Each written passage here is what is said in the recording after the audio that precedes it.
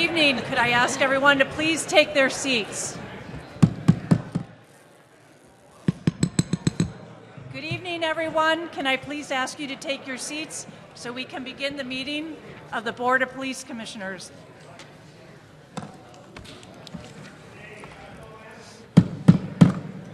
Ladies and gentlemen, members of the public, members of the Los Angeles Police Department, may we get your attention, please? Everyone in the back, may I have your attention, please?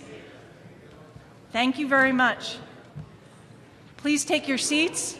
Good evening, everyone. My name is Eileen Decker, and I'm the president of the Los Angeles Police Commission. Today is January 30th, 2020. This is a special meeting of the Board of Los Angeles Police Commissioners. Madam Secretary, please call the roll. Good evening. Please let the record reflect that Commissioners Decker, Bonner, and Figueroa Villa are present, and we have a quorum. Thank you very much. Members of the department, can you please assist the members of the public in taking their seats, and please assist in maintaining some quiet in the back. The acoustics in this room mean all the noise is coming forward, and it's very difficult to hear. Thank you very much. On behalf of all the members of the Board of Police Commissioners, I'd like to welcome you all here to a special meeting of the board here in the community of San Pedro, here in LAPD's Harbor Division in South Bureau. Thank you to all the members of the public who have come out this evening. We know that there are many, many demands on your time and that there are many things you could be doing this evening. We greatly appreciate you joining us here this evening. And it certainly is a privilege to be in your community. I know I speak for all of us when I say we enjoy hearing from you and hearing about your concerns, and that's why we're here this evening. The board has scheduled a number of meetings in the public, in the community during 2020. This just happens to be the first one for this new year. Our next meeting out in the public is March 16th at 9:30 at Nickerson Gardens. And we're getting assistance from the Watts Gang Task Force in organizing that meeting. I recognize that for some of you, this may be your first Police Commission meeting, so I'll start this evening with a brief word about the Police Commission, what it is and what its responsibilities are. Under the City Charter, the Board of Police Commissioners is the head of the Police Department. The board sets overall policy while the Chief of Police manages the daily operations of the department and implements the board's policies or policy direction and goals. The commission direct reports. The people who report to the commission are the Chief of Police, who's here this evening, Chief Michael Moore, the Inspector General of the Police Department, who is also here this evening, Mr. Mark Smith at the end, and the Executive Director of the commission, Mr. Richard Tiefank, who is also here this evening. Under the City Charter, all disciplinary authority is vested in the Chief of Police. The Board of Police Commissioners, originally created in the 1920s, is comprised of 5 civilians who donate their time to the city while maintaining their own professional careers. Each of us are appointed by the mayor and confirmed by the city council. We serve a maximum term of 2 5-year terms and routinely spend 10 to 20 or more hours per week on commission business. You can find this summary of the commission responsibilities on the website for the commission. The commission priorities also include implementing reforms, improving service to the public, reducing crime and the fear of crime, and initiating, implementing, and supporting community policing programs. Tonight, the commissioner members who I'm joined by are Mr. Dale Bonner, Commissioner Bonner, and Commissioner Sandra Figueroa Villa. And we are all very grateful that you've all come out this evening. Our other colleagues are Mr. Steven Soboroff and Ms. Shane Murphy-Goldsmith. Our colleagues have business or other family commitments this evening precluding their attendance. Hopefully that provides at least each of you with some foundational information about the role of the Commission. I know many of you who are very active in attending meetings are very familiar with our work. And as you know, our regularly scheduled Police Commission meetings take place downtown in the Civic Center every Tuesday at 9:30. They are open to the public and you are very welcome. Our agendas are usually filled with matters that need to be reviewed and analyzed and or sent to the City Council and the Mayor, such as donations and contracts. In addition, we usually receive and review reports from various components of the department regarding department operations, things like audits, internal reviews of compliance, reports from different divisions, and reports from the Inspector General. And we usually hold a closed session where we review use of force matters. Tonight's agenda, as you can see, is very different. We have on tonight's agenda a report from members of the department from Harbor Division, and we also have reports from members of the community who have agreed to come forward and make presentations. You'll hear a report from the chief and then broader public comment. Largely tonight we are here to listen to you, the community. Before I turn it over to some other opening remarks, I want to acknowledge the fact that the Police Commission staff has worked very hard along with members of the Police Department and Mr. Tiefenk here in organizing tonight's meeting. I'd like to thank them for their work on putting together the logistics. We greatly appreciate all of your efforts. When we return, when I get the mic back, I'll explain briefly the rules of the Commission meetings in a moment, but before I do, I'd like to recognize a few people for opening remarks. I see that we have joined this evening by our council member from this area, Councilman Buscaino. Sir, would you like to make a few opening remarks? And then, Chief, I'll ask you. Thank you, Madam President and Commissioners.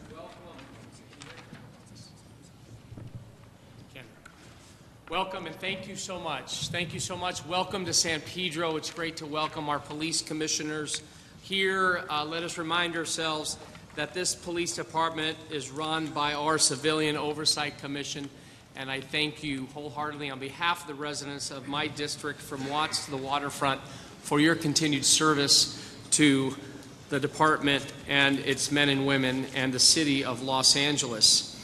I'd like to thank, first and foremost, Chief Moore. I want to thank you, Mr. Tiefenk, for bringing the Police Commission on the road. Getting the Police Commission closer to the people is very important. And, of course, the amazing work that Chief Moore has done since assuming the role and responsibilities of Chief of Police for the best police department in the entire world. I want to thank also our commanding officers that represent us and serve us, Captain Greg McManus and Captain Jay Mastick here in the Harbor Division, and in Southeast Division, Captain Pagnola and also Captain Tingrides. It's not always easy dealing with council offices, but they've been amazing, and I want to thank also my colleagues, my former colleagues, that, and I still call my partners. Of course, the one who was responsible for my ratings, Sergeant Catherine Plouse, when I was a senior lead officer here, as well. I want to thank her and her entire team. I know she will soon be retiring, but maybe we can bring her back as a civilian employee in a different light. And it was also good to see my former partner, former senior lead officer, now Sergeant Andre Wilkins, who is here. Andre, I love you, and it's great to see you. I'm really proud of your success working out of the Chief of Staff office. And I bring greetings on behalf of all Harbor area communities, Harbor Division, and also want to thank all of the residents. You know, we have really, collectively, have demanded our public safety, more public safety resources here. And as you know, years ago when the Harbor Jail facility was shut and closed, we made some noise down here. I saw it as a senior lead officer. We were scratching our heads and asking ourselves, why do we remove that resource here where officers had to transport arrestees up north? But we've been beating the drum to reopen the jail since I was elected to office, and far too long our dedicated men and women of Harbor Division had to transport arrestees to 77th, as you well know, in order to book them, taking them out of the field for hours at a time. And these precious hours cost us more than anyone can imagine, especially while we're protecting and serving the public. Every year I made budget requests and put together a list of great projects, but I felt strongly about opening this jail. I asked for only one thing, $1 million to open this jail. And without the tireless advocate, and let me say, it's more than just the jail. It's, again, keeping resources here in the Harbor area waterfront communities. Without the tireless advocacy of Chief Moore, our CPAB co-chair Mona Sutton, James Baeza, George Palazzo, Robert Campbell, the late, great James Diamond, and countless other caring community members. We actually had a rally. Let us be reminded. Remember, we had a rally in front of the police station demanding that we reopen the jail and bring that and keep our resources here. So we wouldn't be able to be here today without the countless advocacy and hours spent to demand the jail to be open. And just know that today we are less than 2 weeks away from reopening our Harbor Jail. And I want to give credit to the custody services, my team, Jacob Hake, who's working alongside them from day one. My office was coordinating with Assistant Chief Grimala, Commander Procup, Captain Solano, Lieutenant Mario Moda. It was a teamwork effort, and supporting each other can deliver this on time and on budget. And I look forward to having the jail fully operational soon with medical services on site. I'd also like to take this opportunity to invite all of you to the reopening ceremony on Monday, February 10th at 9 a.m. at the LAPD Harbor Community Police Station. And in addition to reopening the jail, I'd also like to thank from the bottom of my heart our dedicated men and women, both sworn and civilian, of the Los Angeles Police Department. They are our boots on the ground working with me to solve the most pressing issue of homelessness here in my district and throughout the city of Los Angeles. Just yesterday, a collective effort, we have to remind ourselves, commissioners and members of the public, that there are a number of people who are preying on the most vulnerable through narcotics, dealing of narcotics, using of narcotics. It's so challenging for our service providers to penetrate into these large encampments that are not attended to, that are not being cleaned, because we are doing a disservice to those who need the most help. Just today, Mayor Garcetti was at the Downtown Women's Center, and the latest report indicated that a number of women, homeless women, are being victimized. The numbers that Chief Moore shared with us just last year, we've seen a spike of homeless individuals. More homeless people are getting victimized today, which is a crime in itself. And this is why we in this community have supported solutions. 3 bridge home sites, 300 emergency temporary beds. In addition, a navigation storage facility that's going to allow folks to store their belongings as they're getting the help and resources and jobs needed. And we're doing so at the police station. So these are the solutions that we say yes to. We will be challenging the courts once we have these resources in place. We will be enforcing the law. We will be cleaning up our streets. We will be holding those individuals accountable who are preying on our most vulnerable and make those necessary arrests, because we owe it to those individuals who need the most help.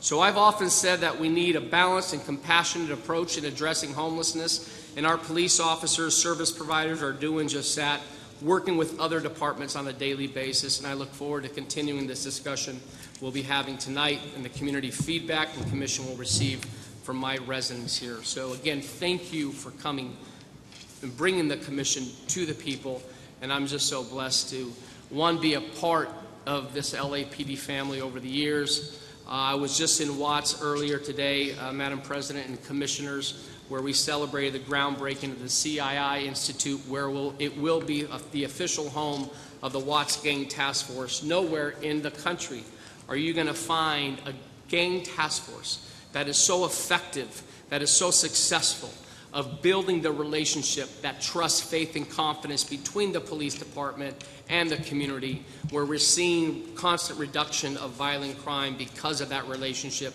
We're seeing it in Watts and other parts of the city, and that's the LAPD that I love and so proud of. Thank you so much for being here. Thank you, Councilmember. Before I turn to the Chief, I should ask my fellow commissioners if they want to say anything, opening remarks. Thank you very much, Madam President. Good evening, everybody. My name is Dale Bonner, and I don't know if everybody is aware that on the Board of Police Commissioners, we have a process by which we designate, or each commissioner takes responsibility for giving a fairly sharp focus to each of the bureaus that make up the department. And I have the privilege of being the liaison designated to really understand and keep a focus on the issues of interest in South Bureau. And I've been on the commission just a little over a year, and this is my first opportunity, or the first opportunity I've made, I should say, to actually be here for an extended period of time to see and meet some of you and listen to directly to some of you about the issues that are most important here. You have a very strong and effective leader and advocate, as you just heard from the council member. But there's nothing like being here in person and getting really to know the community, breathe the air, meet the people, and really understand the issues. And so I appreciate the opportunity to be here this evening. I just consider this to be my first visit here, and I hope to be here often and get to know as many of you as possible and ensure that you get the level of service that you deserve. Thank you.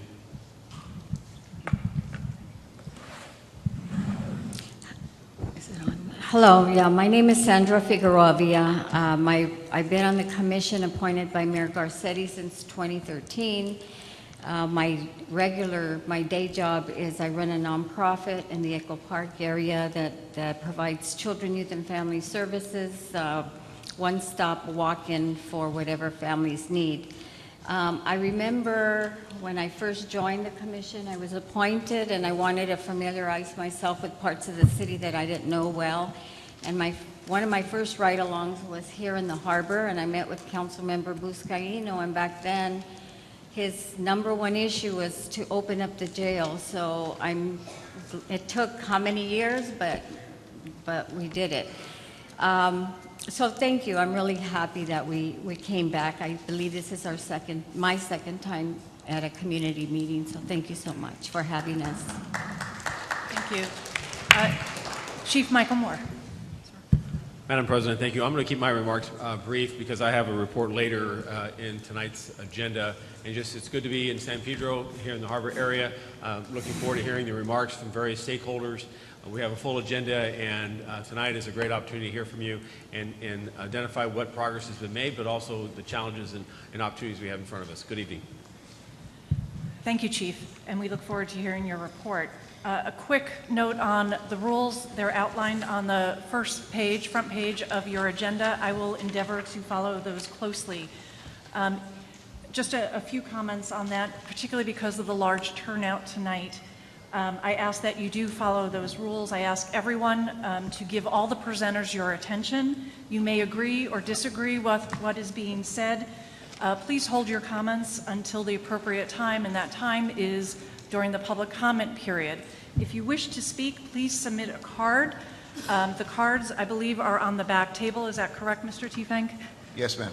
Are on the back table. Fill one out, give it to one of the officers. They'll present it to the Secretary of the Commission, and your card will be called in order. Again, you may agree or disagree with what is being said. If you wish to comment, please put in a comment card.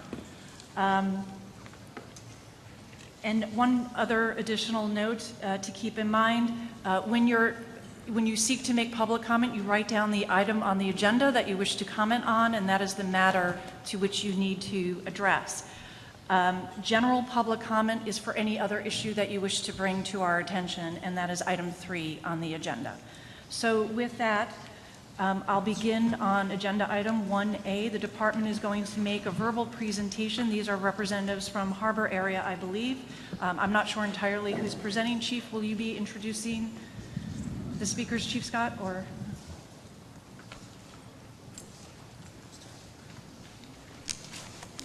And I will ask Mr. Tiefenk, one moment please, Chief. I don't see a timer here. Who's maintaining time? I'll look at there is a timer down there? Yes. Yes, there is a timer. Okay, I can't see the timer, so. It'll go off and we'll have the clerk just Okay. make sure people Very know the good. timer's gone. Chief Scott. Okay, so I just want to introduce myself. So I'm Deputy Chief Regina Scott, and I'm the chief for your bureau. And so for South Bureau, which Harbor falls in, we have everything pretty much south of the 10 freeway, all the way from like La Cienega Boulevard and all the way to Central Avenue, and then of course down to the Harbor Port. I am pleased to say last year we had a very stellar year. We had a reduction in crime. The only thing that we had an uptick on was aggravated assaults and gang crime. We did see an increase in gang crimes for Harbor. I'm not going to go into the statistics. I'll introduce your captain and a few and let him talk about Harbor. We did see an uptick in gang crime. That's down here, and then we also saw an uptick, as the councilman talked about, an increase on homelessness as suspects and homelessness as victims. And so our goal this year is to make sure that we target that. So one of the things we want to do this year for the Bureau, and specifically to the Harbor, is that a decrease or obviously a reduction in crime, but we definitely want to see a reduction in gang crime. And one of the things we're doing is we took a look at, we did an assessment on gang crime. We found days where we weren't really deployed correctly like we should be. So we're going to increase the number of gang units that'll be in that. So you'll see a lot more enforcement while we're targeting. The goal is not to make an arrest. The goal is really to try to identify those gang members, try to get them the resources that they need, try to refer them to different programs to help them to get better. And then if they cannot, and they will not, and they refuse to, then we will make the appropriate adjustments and make the arrest. The second entity part that we're going to talk about is really addressing homelessness in a way that we can do it compassionately, but also make sure that we identify those that are preying on the homeless. And that really focuses on the drug dealing that's going on in there, the drug use that's going on in that particular place, in that process. So we'll be having task forces throughout the year, and the captain will talk about one that they did just recently that netted some controlled buys and that netted some people going to jail. And then the third part that we're really going to address in the homeless is that we're going to assign 2 HOPE officers in addition that will be assigned to the Harbor portion. Because sometimes what will happen is we'll have HOPE missions and we'll have HOPE task force, but a lot of times it'll be on the north side of my bureau, and sometimes the Harbor gets neglected. So you will see an increase of resources that will be there. Our goal is to make sure that we keep those HOPE officers in the Harbor and only move them rarely when we need them to be. So we hope, like I said, we had a great year last year, a little uptick on some of our ag assaults, and I will introduce your captain. So our captain for Harbor is Captain Jay Maskett. He's going to say a few words, and I'll have him come up and address the crime in this area. And then I'll take any questions after.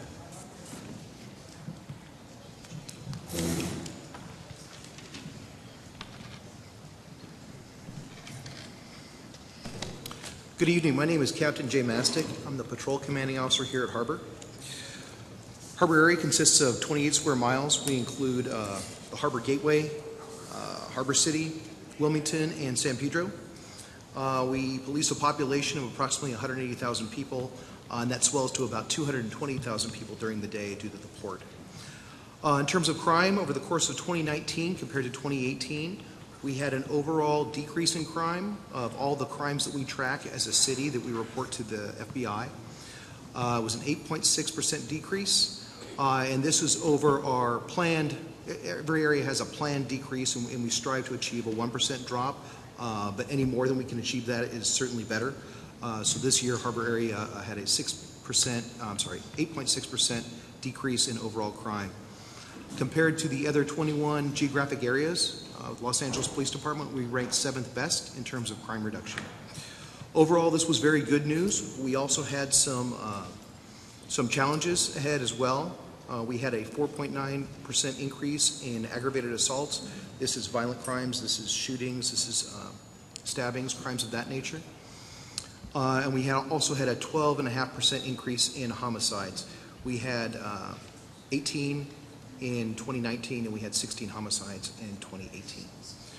Two of the most significant challenges we had were gang crime and homeless-related crime, and that included homelessness as both suspects and victims of crime. In terms of gang crime, we had an overall increase in 38.6% in gang crime in all categories. The most concerning was an uptick of just under 60% in aggravated assaults related to gangs. To combat this increase in gang crime, we've expanded our gang unit, and it's primarily focusing on Wilmington and on Harbor City, but also on San Pedro. The gang enforcement unit, we just added another supervisor and 4 additional officers, and we now provide 7-day coverage. They primarily work in the evening hours, and that's to supplement my patrol officers that you see in the black and whites every day. We deploy 7 days a week. Last week, along with our federal partners, we served search warrants in San Pedro and Wilmington. We made 3 arrests and recovered narcotics and an assault weapon. And most recently, we had a very, very large push with our federal partners with the ATF and DEA, and served 19 search warrants and recovered assault weapons, narcotics, and made 18 arrests. We continue to use timely reporting and crime reports for timely deployment, and we base our officers in the most serious areas with the most violent crimes. Moving on to homeless, we had a rise in homeless-related crimes. In 2019, we had an increase of just under 14%. Most pressing was in violent crime also, and we had an increase in 20% in property crime. We have 3 major encampments in homeless in Harbor area, 8th and Beacon in downtown San Pedro, Lomita and McCoy in Harbor City, and at F and Broad in Wilmington. To effectively manage the homeless-related crimes and issues that surround that, the department has a standardized approach that we use. It's the Care Plus model, and it combines sanitation with watershed, and that deals with collecting bulky items as well as soil mattresses and things of that nature. The Hope Unit works for Commander Graham, President also. Good to see you, sir.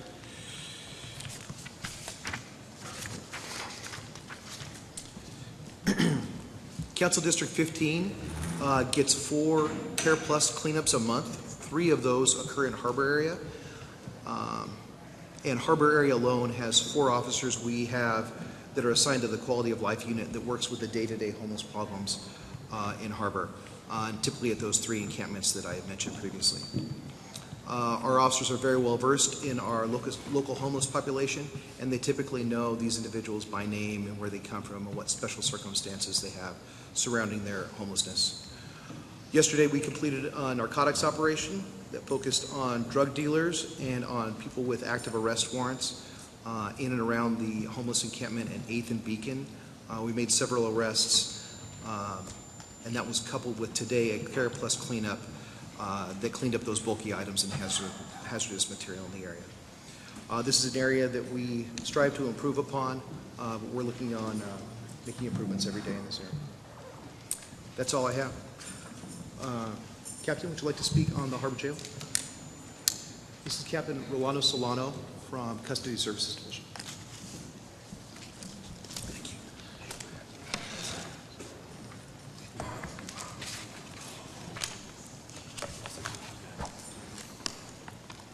Good evening, Commissioners, Chief, Mr. T. Fink, Mr. Smith, and also the Harbor community.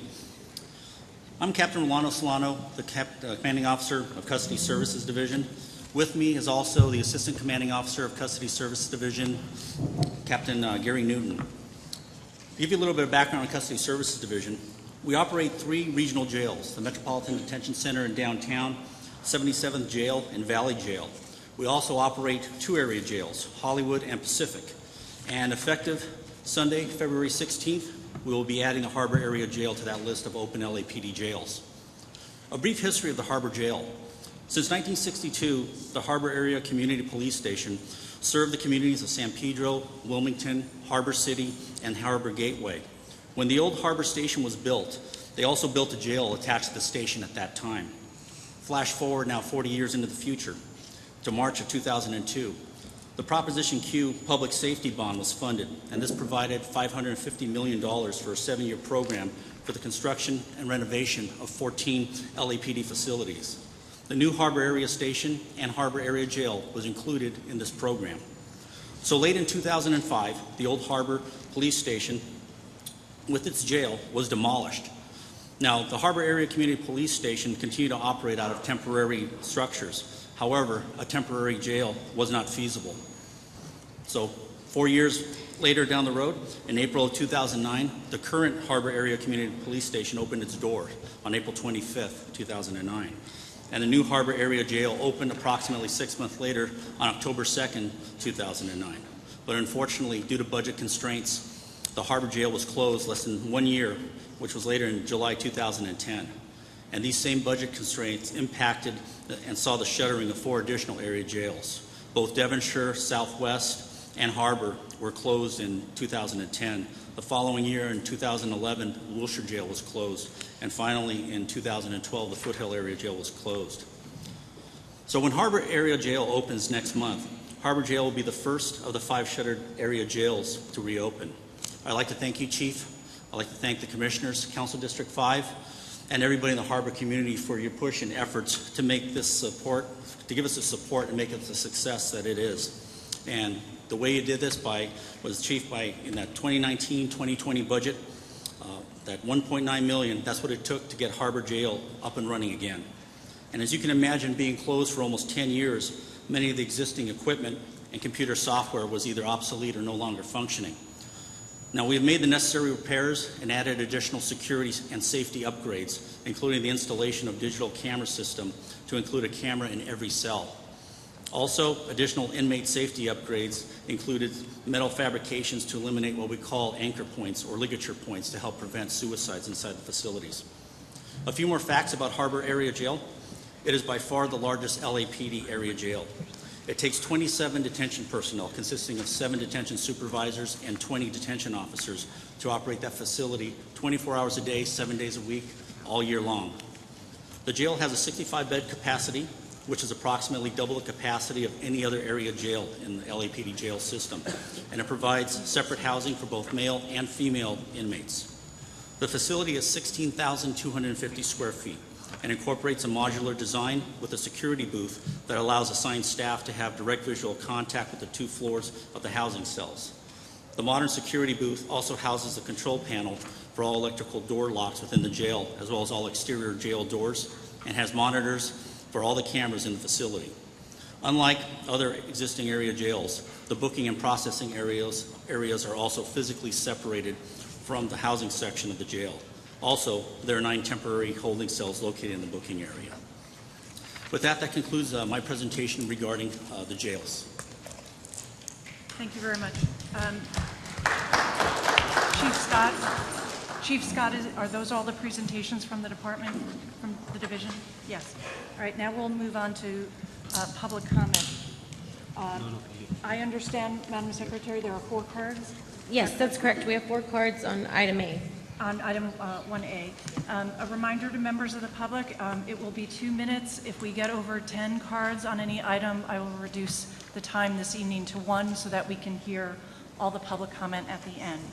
Who are the 4 speakers? First, we have Boris Milling, Adam Smith, Valerie Rivera, and Reverend Reggie Bunch.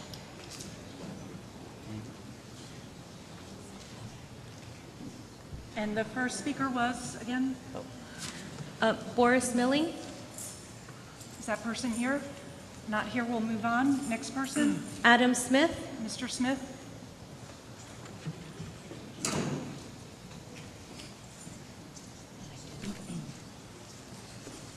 Good evening.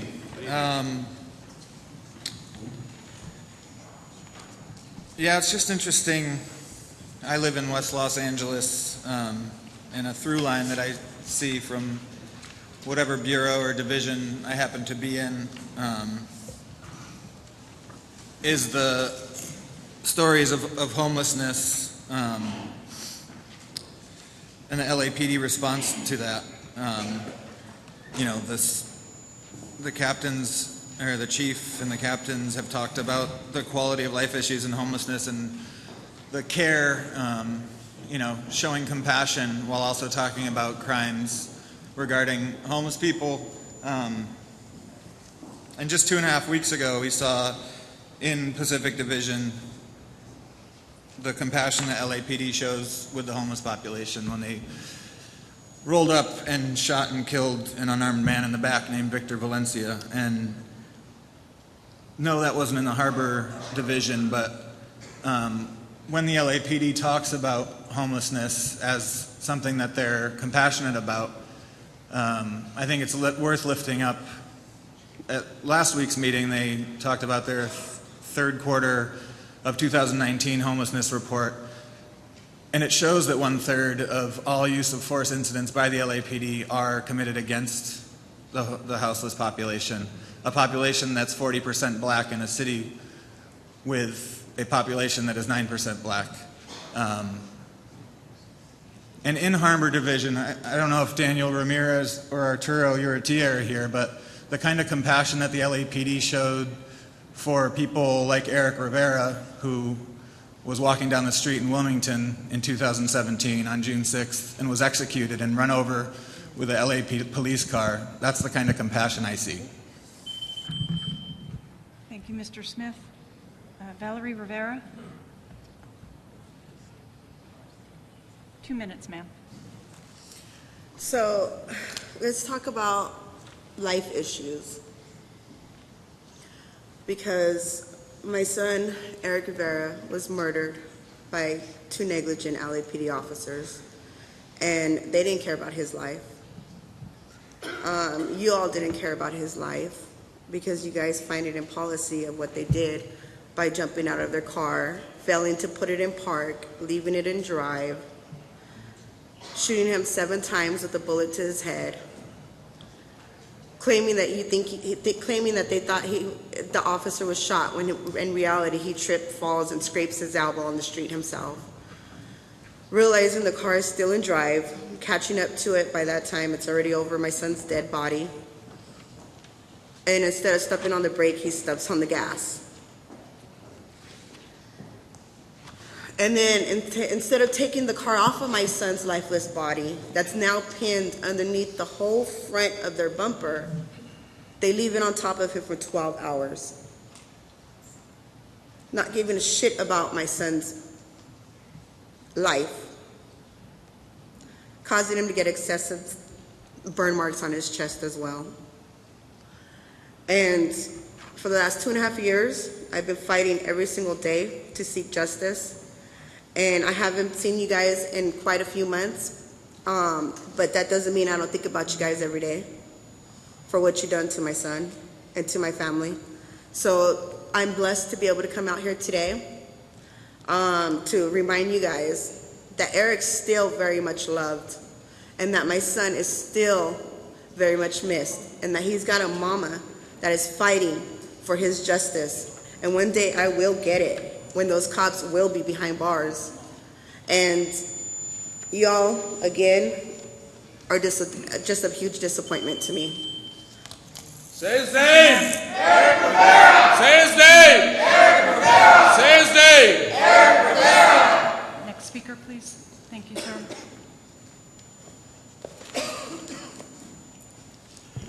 In the black church, we say we've come this far by faith. There's a story about a man who traveled down the Jericho Road, and he was met with dismay. And the man was a part of a parable that Jesus was trying to instruct the people of Israel how to treat your neighbor. And this man obviously was a homeless man because no one came to his rescue. Priest came by. If it was modern day 2019, you could say a police officer came by. And then finally, a Samaritan came by and put him inside of an inn, gave him food, gave him enough money to go on his way. And then Jesus finishes that parable and says, which one of those individuals was a neighbor to that man? And the person replied and said, the man that showed him mercy. So the fact that you all are thinking about building another jail is not showing mercy to those who need mercy the most. Homeless people do not need another jail. They need access to mental health treatment. They need access to resources, and those resources should not come at the hands of a badge and a gun. And you all are trying to further a society that wants to produce more trauma. Actually, the homeless population just risen. So you're about to profit off of the dismay of others. That's what you really should have said. And I know you're not going to think about this deeper, but I thought it was important to raise the fact that we need a merciful society and not a police-more society. Thank you, sir. I understand our first speaker is actually here. We just mispronounced his name, or the writing couldn't be read. Forrest Miley? No, it's Bob. It's Bob. Yeah, it's just chicken scratch. It's not a problem. Sorry. I know. I'm sorry. I'm an artist, and sometimes that happens. We'll have penmanship really, later. thank you all for coming down today. Officers, everyone, administrative, everyone who's down here today, thank you so much. I know it's a long drive down here. I guarantee your drive home will be faster. We deal with that 405, 110 coming south and north in the mornings, and it's a nightmare. I'm lucky because I get to travel over Los Angeles for work. This week I was in Santa Monica. Next I'll be in Rialto. So I see the homeless crisis throughout our community in very sharp perspective.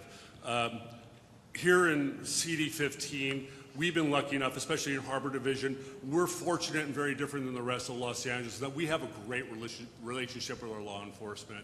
Joe was actually my first senior lead officer when I moved to San Pedro 18 years ago. So we actually are really connected. McManus and our senior lead officers, we're lucky. We have a great relationship with them. And San Pedro is actually on the forefront of this crisis, where we are actually one of the first communities that are building a navigation center. That are actually taking the funds from H and HHH and transferring that money into temporary housing. We're building these shelters. We're trying to get these people off the street. As a citizen, there's a perception amongst us, and actually it's been confirmed by some of our officers, that there's actually two sets of laws going on right now. One for us and one for the homeless. I can behave, please be quiet, we can behave in such a way that we will get arrested, they won't. Reverend Bunch, that's your warning, sir, if you interrupt a speaker again. My question is, because we're talking about policy and implementation of policy, which I understand is exactly what you guys are about. And Chief Moore, you implement the policy. So what I'm asking right now is, when we do all this hard work, and we fight to get these shelters open, we get this navigation center, and we come in compliance with the court orders about 5611 and the right to rest laws. Are we going to be able to enforce those laws? Will you, sir, actually instruct your officers to enforce those laws? Will the commission actually make that policy? Are we going to make the policy and enforce the policy for us citizens? Thank you again, guys, for coming down. Thank you. And a reminder to all members of the public to please allow everyone to have their right to speak. If there are interruptions, I'll give a warning. At the second time, you'll have to be excused from the meeting. We're going to move on the agenda. If there are any late cards, Madam Secretary, I will not be accepting them. Add them to general public comment. And the comments can be made at that time. Agenda item 1B, verbal presentations by members of our harbor area. Ms. Mona Sutton, I didn't see her there she is, who is the co-chair of Harbor Area CPAP. Ma'am. Good evening, everybody, and I want to start by saying, Police Commission, thank you so much for putting us first in the harbor area and coming down and holding your meeting here. It's so wonderful to have you, and it's so great to see you here versus myself and many of the people that are in the room that have been before you and have made the drive to the city of Los Angeles downtown and spoken before you. So it's just a pleasure to have you here for that regard. But with that said, I stand before you with great excitement to speak about CPAB and just a little bit for those of you that I haven't ever had the pleasure of speaking in front of, to advocate and to be one of the voices from the harbor area. The Community Police Advisory Board at Harbor is super excited to move forward with an agenda for further advocacy going into this new 2020 season. Yes, the voices of many in our community, the 300 plus strong that came out for the first ever pro-police rally, was our big kickoff, not just with CPAB, but with community advocacy for public safety. I'm not sure that, from what I understand, that the city of Los Angeles has ever seen a community come out so strongly and advocate, and certainly not on the grounds of a police station, to say, Mayor Garcetti, hear our voice. Chief Charlie Beck, hear the voices of the harbor area, all of us strong to let you know we want public safety, we want our resources back. So that was our first rally that we had, and it really helped. And I'll say that I'm thrilled to say that our jail is going to be open. We're going to have a safer community as a result of it. And moving forward into 2020, the advocacy, not just from CPAB. CPAB is the voice of the community from all four corners. What we'll be working on moving forward is being, even if we weren't already a strong enough voice, what we want are what every community wants. We would like to be one of the safest in the city of Los Angeles. We want to be thought of first in the city of Los Angeles for resources. Our division is geographically cut off from the major points of interest of the downtown Los Angeles and in other regions of the inner part of the city. And we have our challenges like all communities, but now here we are on the verge of some amazing development of our waterfront. Never before have we had such an amazing stars lineup in the community for advocacy for development, advocacy to help support our public officials, advocacy to help support the police commission in doing what it does best, and that's to put forth an agenda of fairness and public safety. 2020 hopefully will bring, Chief, resources. What we'd like for Harbor Division is we would like our HOPE team to be increased. I heard you, Chief Scott, and I understand resources and deployment. What this community's level of expectation will be moving forward is we want our own HOPE team to stay in place. We'd like our quality of life team, the minimal force that we've had, to stay in place all on its own. You know, currently our detectives, our vice unit, as well as our patrol are really still greatly understaffed. Yes, you know, the amazing thing and the reason why it motivates me as a business owner, as a stakeholder advocate, with many voices here tonight, we want to be heard again. Even 10 more officers just on patrol or in any of those seats would help us tremendously. We have the best and the brightest. That's what keeps me interested, and many other advocates interested that came tonight. The 100 that came to see you, Madam President, at our last CPAB meeting is another great indication of the interest of where we want to be as a safer community. So, you know, you can see in regard to me being the chair of the Community Police Advisory Board, my voice is the voice of many that I represent, and it's a simple voice, and it's a voice that wants to be heard. We want resources. We have the best and the brightest currently at Harbor Division. The exciting thing is that community policing is being furthered by you, and thank you, Chief Moore. When you took your oath of office and moved into your first part of the year, you made it really well known of what you had on your mind and where you wanted to take the department with continuing to build the trust in the community. And I want to say thank you for that. And I want to say thank you for the overhaul for CPAB and the direction that you want to continue to take the city and policing in. I want to also, I know that the commission, I'd like my voice heard on this. I know the commission, you have no direct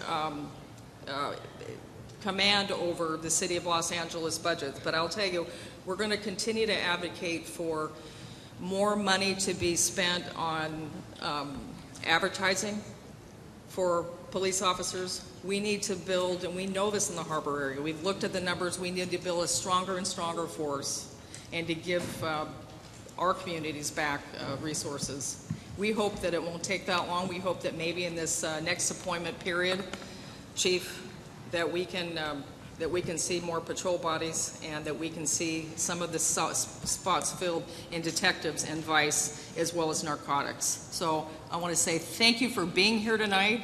More advocacy to come, and it's a positive. The exciting thing about the voice that I bring forward is that it's a positive voice for everybody wanting to be served, from our homeless folks and doing the right thing from the ground up.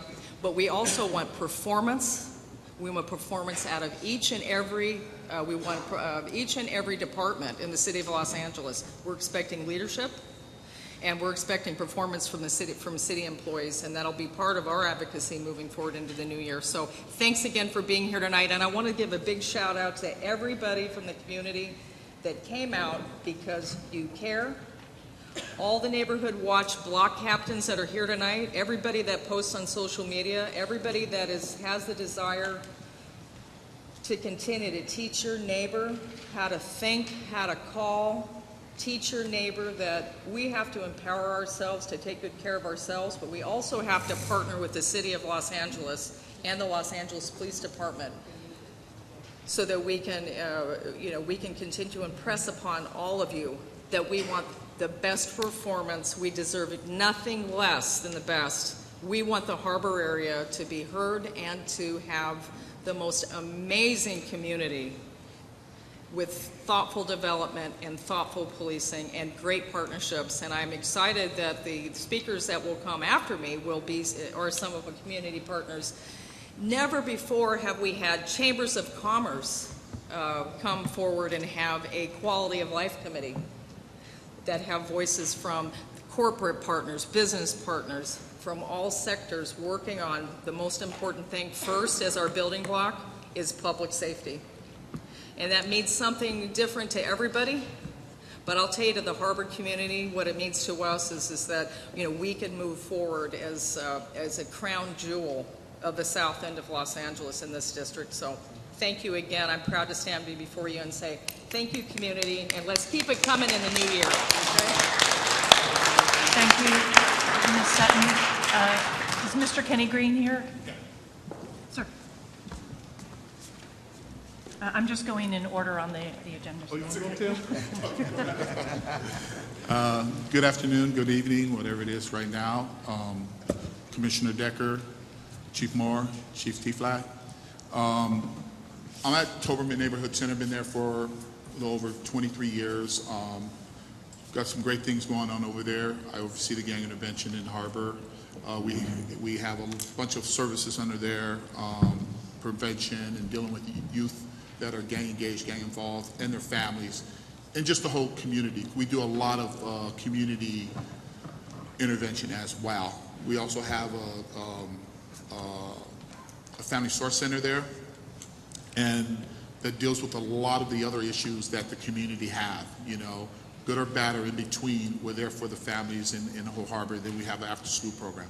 Under those three umbrellas, we have a whole bunch of other resources that can enhance the family or kind of address some of the challenges. We're really resource rich there. We have a lot of in-house services there, but that doesn't make us resource rich. What makes us resource rich is our networking partners. Because we don't do everything there. We do a lot of things there, but the things we don't do there, we have a lot of great partners in and around the Harbor and in and around the city of Los Angeles. When the captain spoke about the uptick in the aggregated assaults and the gang crime and stuff, that bothers us. It really does. But we are here to address that. With a lot of the good relationships we met. There's a homeless issue, there's a hunger issue, there's teen pregnancy, there's all these different issues that here in the Harbor we have, and sometimes we get kind of ignored because people think we're at the beach area, we're below PV and all that. They don't think we have those issues too. But I'm very proud to live in this community, grow up in this community, work in this community, because we are a very unique community down here in the Harbor. There's some great relationships going on, with some of the youth that are gang involved, gang engaged. We get a lot of referrals from LAPD that runs into those guys. So that's something that just happened.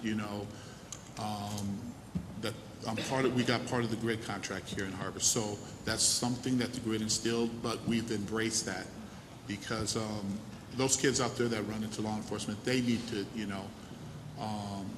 kind of get some issues kind of dealt with, and stuff like that. So At the end of the day, all the challenges that we have down here, I'm just so proud to be a part of this community where everybody works together.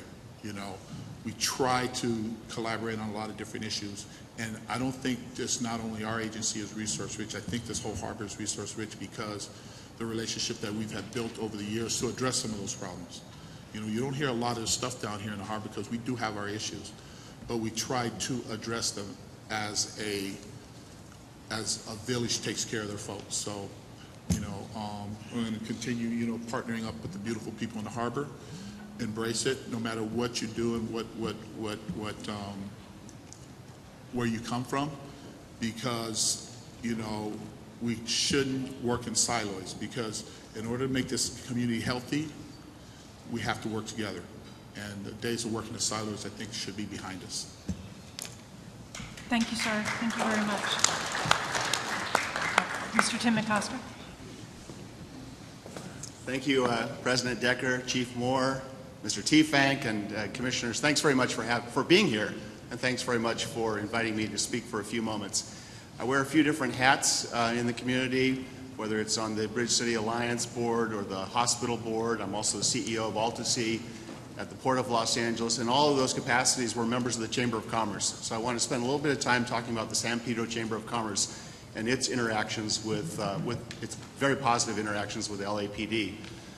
San Pedro and this harbor area is a place that is experiencing a really dramatic and positive economic development. We see new housing starts, we see new businesses coming in, we see new opportunities for folks, but we also know as a Chamber of Commerce that when this dramatic economic development happens, some folks get left behind. It just happens, and it's unfortunate. So we wanted to address it. When I was the chair of the Chamber of Commerce last year, we established a Quality of Life Committee. And the Quality of Life Committee was designed to take a look at some of the root causes of these social problems, whether it's food insecurity or difficulty in obtaining housing or difficulty in obtaining medical care, particularly mental health services. We wanted to address those issues even as we were doing economic development. And so this Quality of Life Committee formed at the beginning of last year. We were very honored to have active participation of Joe Buscaino, of Janice Hahn, of Congresswoman Barragan, and we were also really, really honored to have the active day-to-day participation in our committee, which met once a month and addressed a number of issues of LAPD, LAFD, the Port Police, some of our service agencies like Harbor Interfaith, obviously our businesses and our nonprofits. And we have this great, just as Kenny said, we have this great community that works together, that comes together. Sometimes we fight, but families fight, right? Came together, working on some of these issues. I do want to call out most particularly, though, Sergeant Plows. I really want to commend in this setting Sergeant Plows for the leadership that she shows in this community and how she really threw herself into the work of our Quality of Life Committee at the Chamber of Commerce. So what were we trying to do? We wanted to address housing. And I think this is really important because this all relates to police services. We looked at the housing situation, and of course, as a chamber, not surprisingly, we were supporting new housing starts. But in addition to supporting new housing starts, we were looking at every opportunity for mixed income housing. We wanted to make sure that we were advancing and advocating for folks of all income levels to be able to afford these projects. We also looked at pure low-income housing, on opportunities for that. We looked at the product which is new to this area, unfortunately new, but the permanent supportive housing. And we supported a project just around the corner from us of permanent supportive housing right on 6th Street. And probably significantly as a Chamber of Commerce, we supported very early on Joe Buscaino and the Bridge Housing Project. And we know how closely LAPD is working on the Bridge Housing Project. We supported that project. So housing, providing housing opportunities is one part of it, but services are extraordinarily important too. And so our chamber this committee took on looking at the services that will be absolutely necessary for folks as they are at risk of becoming homeless or at risk or are homeless. Our first action of this committee, in fact, was to work with one of our great partners, the Providence Little Company of Mary Hospital here in San Pedro, where we advocated for the opening of a behavioral care center, a crisis behavioral care center, first of its kind in the area, 20 beds where your LAPD officers can bring folks who are really in extreme crisis and bring them in. They can be under the care of physicians for 24 hours, extraordinarily important. We went to the County Board of Supervisors and got funding for it. We also supported our Harbor Community Clinic and its expansion, which is extraordinarily important, and also is a partner with LAPD. We think that the Navigation Center, which we supported, is also an important service to our unhoused neighbors. And in all of those situations, we are working with that committee and your LAPD officers. So as you look at housing opportunities, service opportunities, one of the great service opportunities is this permanent supportive housing, and we supported a project called Hope on 6th, and you'll see this, and your officers will be working with Hope on 6th very soon. One of our great board members is Pastor Lisa Williams. And Pastor Lisa Williams is doing exactly what Eric Garcetti asked us to do. A religious community that has property, do a project. Come in and get that H money and do a project where we're doing doing permanent supportive services. So in addition to all of that, we also turned our eyes towards opportunities for constitutional policing, for enforcement issues. As Joe Buscaino described, it's extraordinarily important to provide a safe, constitutional policing that protects our unhoused neighbors who are very often being preyed upon, and we know that. We looked particularly on the enforcement side at what you'll hear called the post office area, or that 8th and Palos Verdes area, where we have an encampment, and the encampment grew, and it's grown over time, and as you know far better than I, because of your enforcement activities recently, it grew in a way where there were folks that were preying on our unhoused neighbors. And we appreciate very much your officers with constitutional policing coming in and enforcing against the bad guys who are preying upon the poorest and the most vulnerable among us. We worked really, really closely on this committee, and I'll conclude quickly because I really, really appreciate the fact that in this committee we actually looked at that area and we worked with the post office to get 24-hour access to LAPD to be able to be in the building and to observe what was happening. We worked on cameras with the PBID to make sure that we had available to your officers, evidence of crime. And we worked on issues like lighting. And we really, really appreciate as the chamber, we really appreciate being able to be in partnership with all of our community groups, including LAPD. We know what a difficult challenge you have. We appreciate you very much. We appreciate you being here in San Pedro. And we stand firm and committed to work closely with you to bring up the quality of life in this community. Thank you. Thank you, sir. Mr. Regalado? Sir.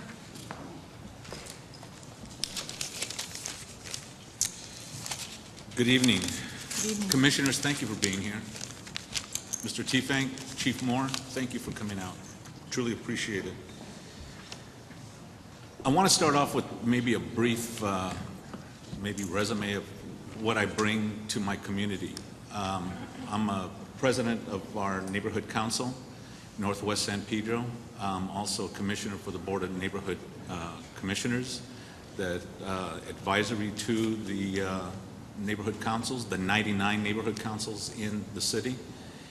I'm also, in my day job, as most of us do have, I'm also a member or a manager within the Los Angeles County Human Relations Commission.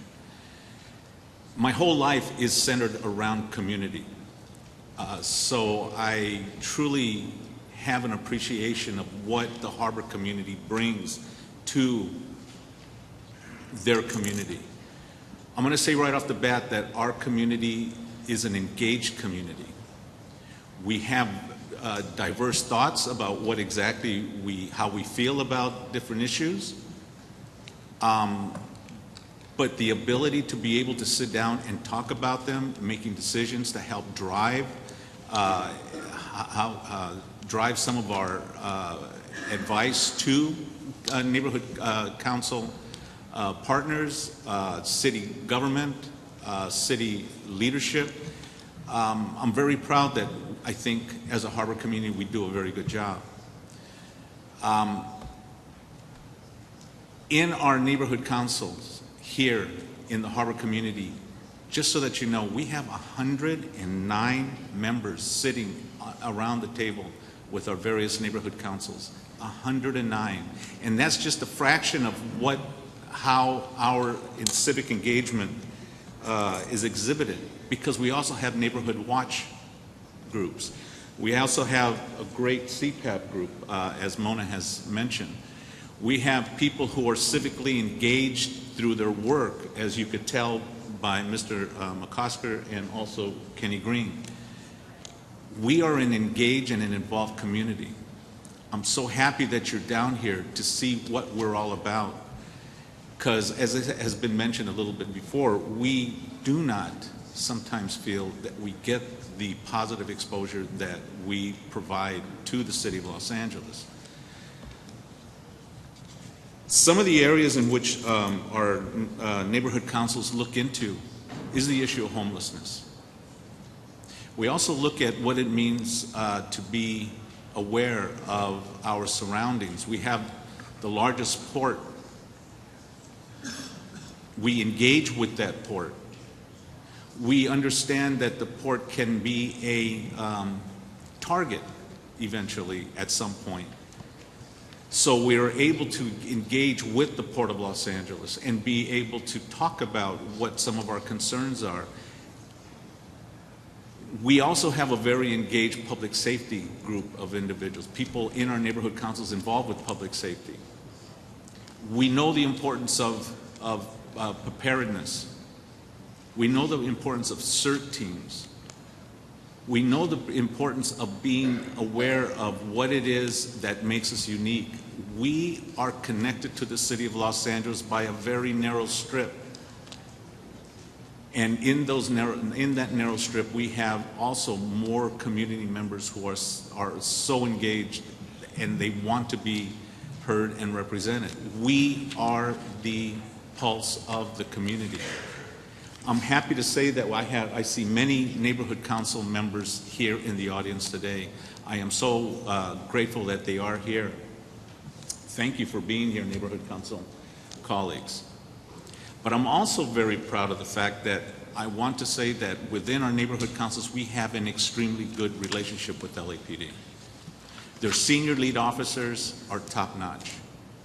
We are so proud of our senior lead officers because that's our connection to our law enforcement community, that's our connection to our public safety connection, that's our connection to keep us all safe. I see many of our senior leads standing in the back. Thank you for the work that you all do. We really appreciate it.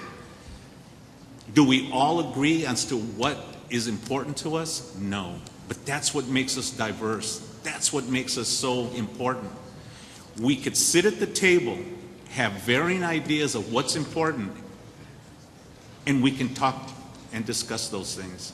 Do we all agree? No. But that's the beauty of what we bring to that table when we have these discussions. The varying ideas, the varying positions that we have, and we are a better community for it. I'd like to be able to say that we have a group of people within our neighborhood council system that is anxious to continue the engagement with the city. But sometimes we feel that the city holds us at arm's length. I know sometimes we're a little rowdy. Sometimes, we have varying opinions on some of the issues. But bringing them to the table, discussing them, having the opportunity to share ideas makes us better and stronger. I truly believe that your presence here this night helps further that appreciation of what the harbor is all about, how engaged we are, how important we feel our connection with our city is. And we hope that this isn't the last time we see many of you. We hope that you take the time to come and take a look at what we have to offer as a community. It was mentioned that we have a new marketplace coming up. It was mentioned that we have a new jail coming up. It was mentioned that we have a lot of participation by our community. We appreciate our community. We appreciate the connections that we have with our community. I hope that we could say that there's an appreciation coming back by what we are able to offer. Thank you so much for coming out here. We hope to see you again real soon. Thank you, sir.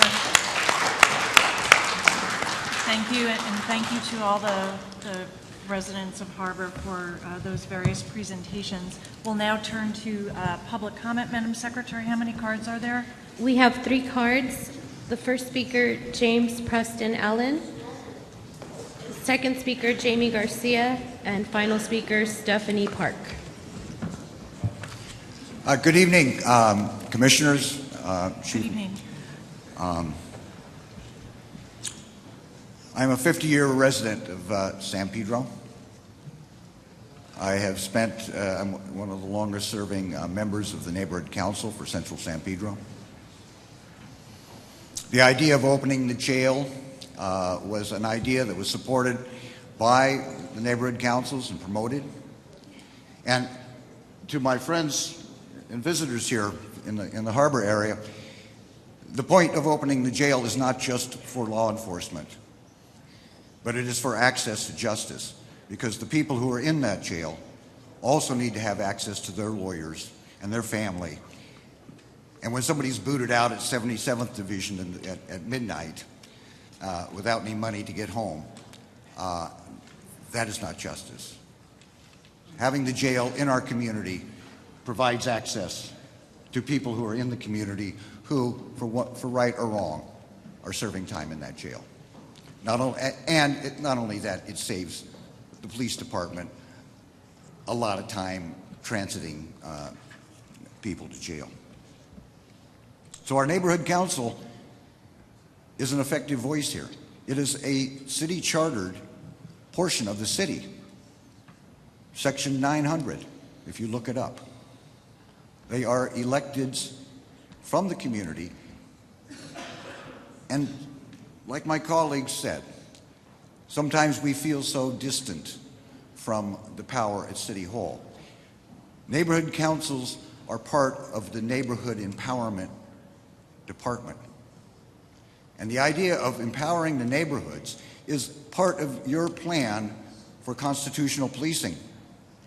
If you allow the neighborhoods to actually give you consultation and advice, thank you, sir. You will find.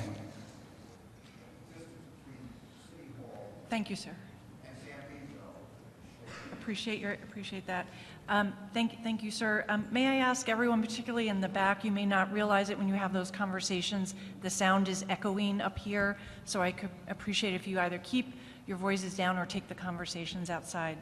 Thank you. I'm sorry, the next speaker, is that Ms. Garcia? Jamie Garcia, yes. Ms. Garcia. Jamie Garcia.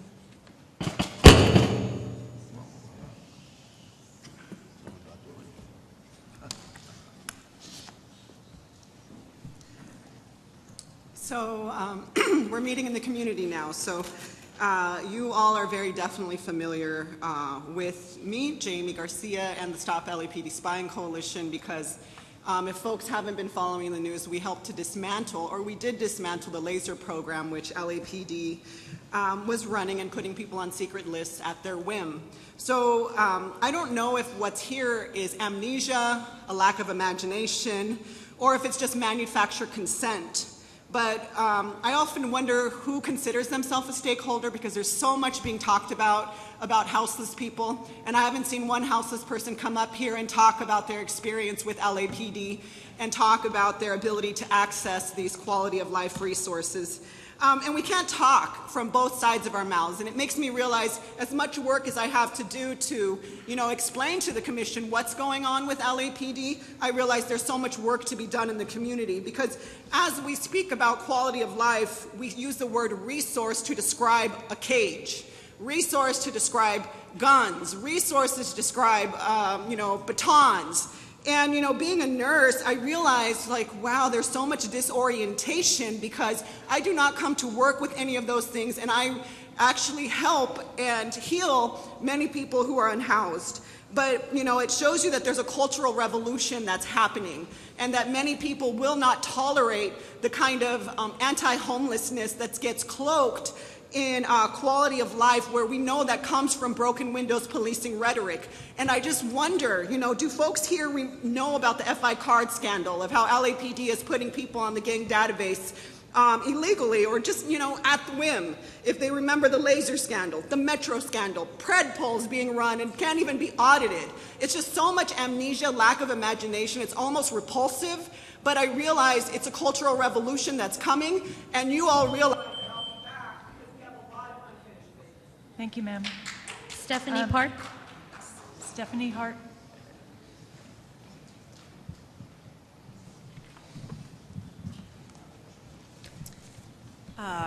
I'm a San Pedro resident.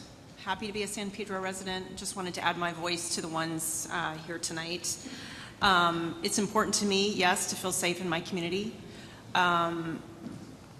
It's very important to me that my black and brown neighbors feel safe in this community, that they feel safe from police violence.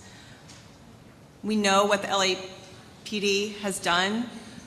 We hear the story of Victor Valencia, a houseless man who was shot and killed in the back by police recently.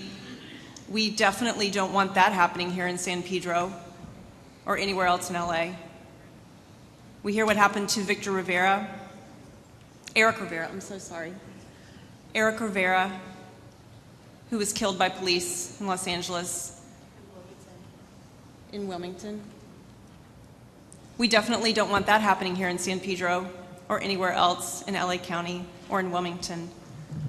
And until the people, the police officers who murdered these men are brought to justice, along with all the other men who've been killed by police, I can't trust that we actually have a safe community down here in San Pedro or anywhere else in LA County.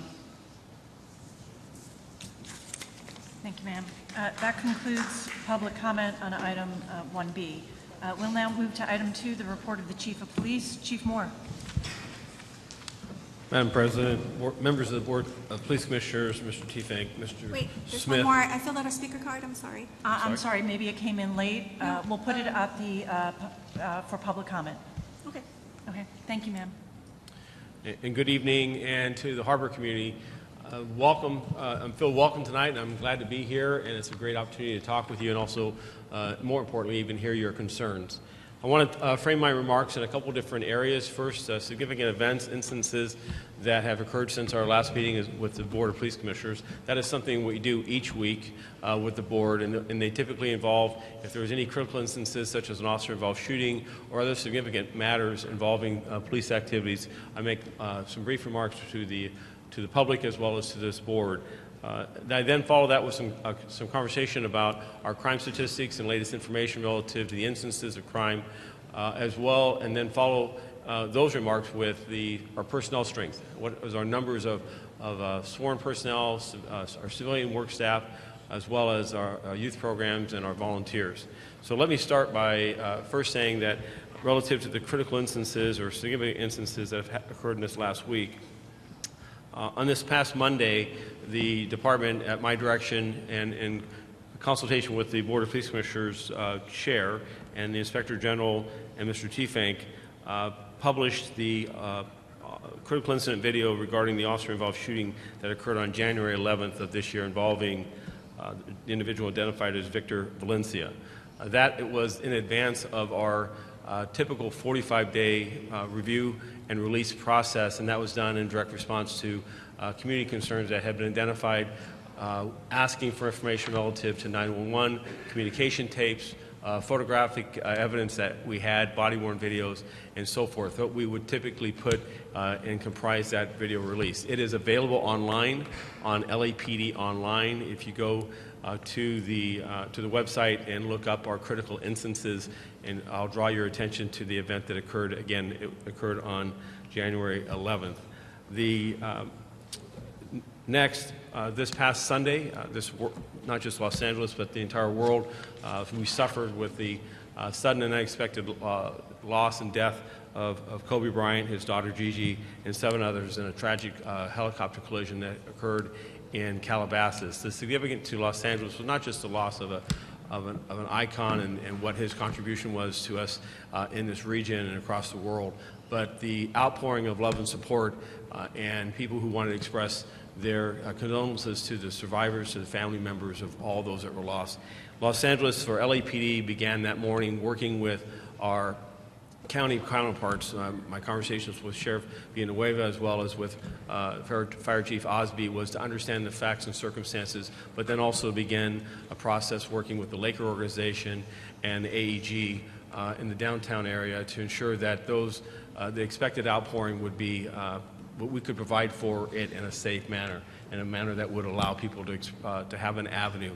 This occurred on the same day as the Grammy Awards at that location, which offered some challenges for all that, the competing matters of the public's interest there. I'm proud of the work of men and women of LAPD, but more importantly, I'm proud of the work of the outpouring of love and support for these families. This last week, since Sunday, I think has shown the world how much we have so much more in common. And when we have a loss of this, while it's many maybe as sports figures, to me, he was a gentleman who we watched grow up and show us the best of what humanity could show. And I just would ask the public to continue to, as they find the desire and need to express their love and support, that they do so in a manner that is respectful of the family and of the legacy that he leaves. There will be more information relative to follow-up activities or ceremonies. We are here, we are not directing or controlling that matter. There are a number of published reports I heard coming in tonight of a date of a memorial service, a location, so forth. The police department will continue to work with the family members of those involved, and as information is known, we will allow them to make those announcements. We will not be the point of making those announcements, and we'd ask the media and others to respect the family's desires as they go through this mourning process and grief of this terrible loss. This past Monday, I also had was a sad day for the Los Angeles Police Department when I also announced the arrest of a police officer, Moda, from the Northeast Narcotic Enforcement Detail, following his involvement as part of part of a search warrant operation in the central area of Los Angeles, the downtown area. That location was involved in an unlawful cannabis operation, and a search warrant authorized by a judge involved us serving it. And during the course of that investigation and service, information became known that formed a probable cause to believe that this officer engaged in theft, and simply that he allegedly took hundreds of dollars from an individual that was an occupant of that business. And we have continued our investigation. His physical arrest that night, I made a public announcement. I make it here because in the interest of candor, many times these public messages can sound as if we are only talking about the good news.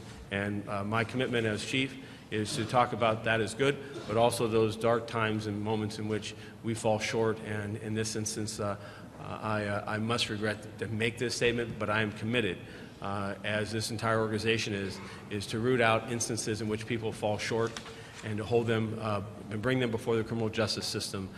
And of course, internally, he has been, his badge ID, his ability to use his police officer powers, he's been relieved of those. I've exercised my maximum ability to hold him where he cannot continue his actions pending the completion of administrative review. He, as everyone in this organization, deserves the due process of a full and complete investigation. I've made no final decision, but at this point I must express, based on the information that I know, again, this regret and this embarrassment to have this have occurred. Yesterday, a major fire emergency occurred in Los Angeles in the Brentwood area. The LA fire was very much Their actions yesterday, I think, speaks to the high level of professionalism. We have a member of the fire service here, and the LAPD responded to help and support and allow the apparatus and fire officials to go there and conduct their work as seamlessly as possible. We also have responded yesterday and continue the criminal investigation in concert with the LA Fire Arson as to the circumstances and how that fire began. There are suspicious activity. There is suspicious information, and as has been said by my on-scene commanders, Deputy Chief Eisenberg was there yesterday, as well as other leadership from West Bureau. We began looking at every fire from point of suspicion, and then to investigate and pursue it until we can determine, if possible, how that fire began. There is an individual that was gravely injured in that, and we continue to hope for his recovery, but we are concerned about the extent of his injuries as well as the 8 others. As I move about I also met this last week with newly appointed Council President Nury Martinez. With her appointment, we sat and talked about a number of issues in her commitment to public safety and her initiatives. I believe in the coming days, in addition to her remarks that she made relative to school and her concern for youth and their safety and their security in Los Angeles, that you'll continue to see her to be an active advocate for public safety in the full spectrum here in Los Angeles. Lastly, I met with City Attorney Mike Fuhrer at his request, along with members of the various Jewish communities from throughout Los Angeles, in the recent announcements this last week of an increase back-to-back years of hate crimes, and also those increases being anti-Semitic in nature, and the severity of those increases as to transitioning from just from property or verbal assaults to physical assaults. There's been a substantial amount of concern and concerns within the various parts of the Jewish community for their safety. The meeting was an excellent opportunity for us to talk about the various strategies and means of how this department and others in our public safety network communicate. And next Thursday night, on the 6th, we'll have a follow-up meeting at the Jewish Federation in the Mid-Wilshire area, where we will actually detail and have handouts of paperwork to actually identify each of the various points of communication and how members of the community, regardless of what portion of the Jewish community, or for that matter, other communities who wish to have information about hate crimes, can have active and open lines of communication. Relative to transitioning over to crime, I want to, typically as a city, on behalf of the city, I read the entire statistics for the entire city.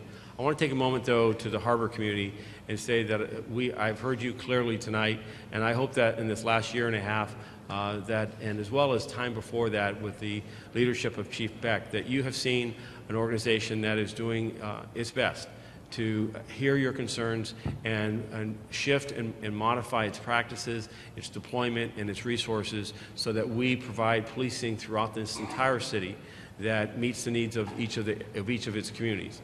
When I took office, I heard clearly the concern about the jail having been established and yet not opened for nearly a decade. And under the leadership of Councilman Busquiano, with the support of Mayor Garcetti, we're going to open this jail here in a few weeks. I thank my staff, the leadership, to both restore the conditions but also operationally get ready for that opening. But that is a small step to demonstrate, though, our resolve is that while there are finite resources and it is still a difficult environment in which for us to meet all the competing demands, we have heard your concerns, and the opening of that jail is meant in small part to demonstrate that this is a city that polices and it serves all communities. Secondly, I was in a conversation with Council President Decker and some of her outreach and engagement in this community. I learned of a concern that our officers, while they'll not be able to book or process all arrestees at this facility because of a lack of medical staffing assigned, that those officers will be required to book and process those individuals at 77th as they have before, which is in a circumstance around the entire city. We only have medical staff at 3 locations in the city. But in the process of doing that, those officers are caused to sit on the freeway, the 110 freeway, which can be a burden. And while the open HOV or fast track lanes are unoccupied or have an offering of a much faster transit time.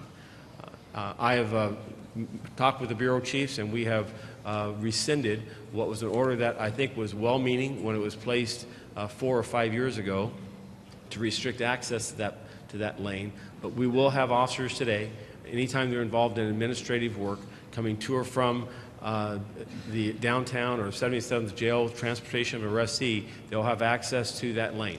And that is for the purposes of that, I believe, the best use of their time, and also effectively affording us the ability to get arrestees who are in need of medical evaluation promptly to such a facility to provide that.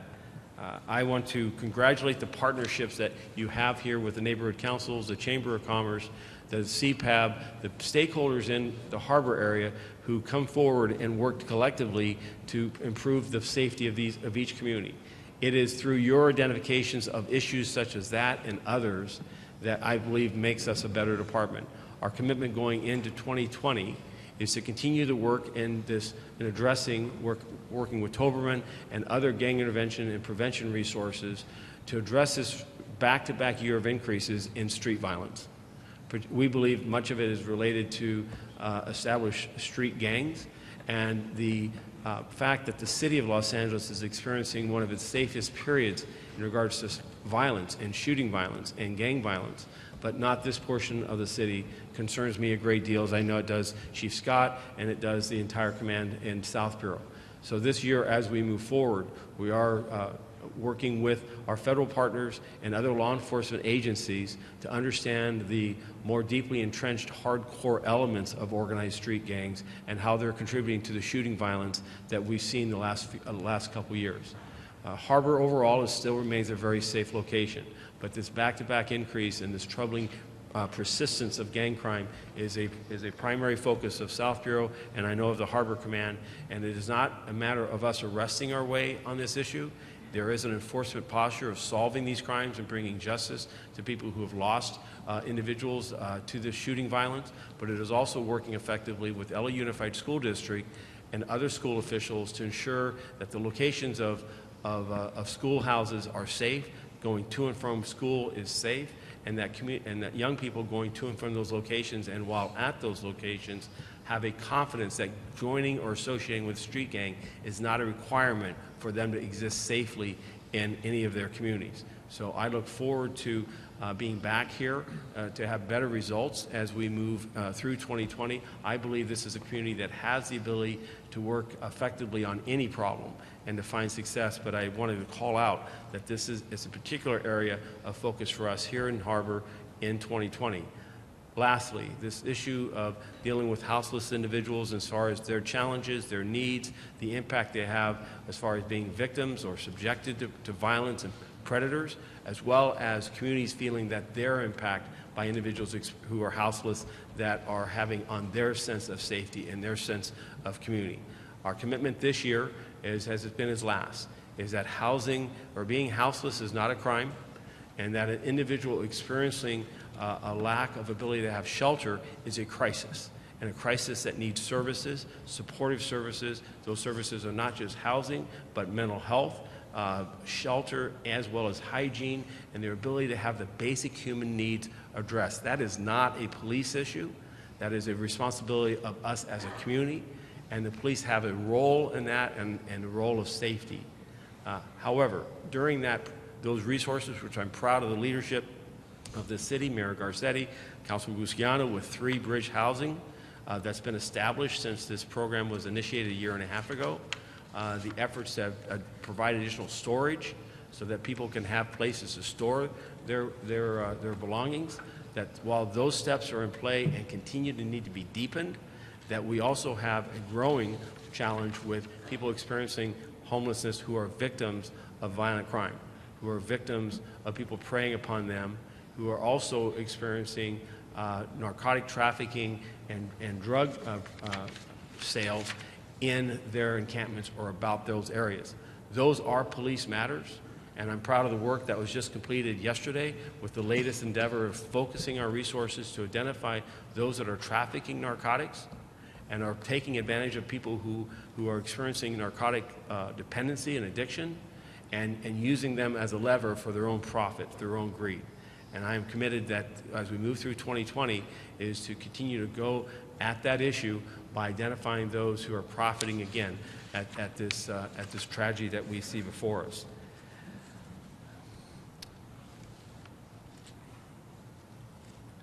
Finally, as I move into the overall picture for the city as we end the first month of 2020 already, it seems like it was just New Year's Eve. The city overall, we're seeing a reduction in violent and property crime and an overall reduction of almost 1,300 fewer crimes.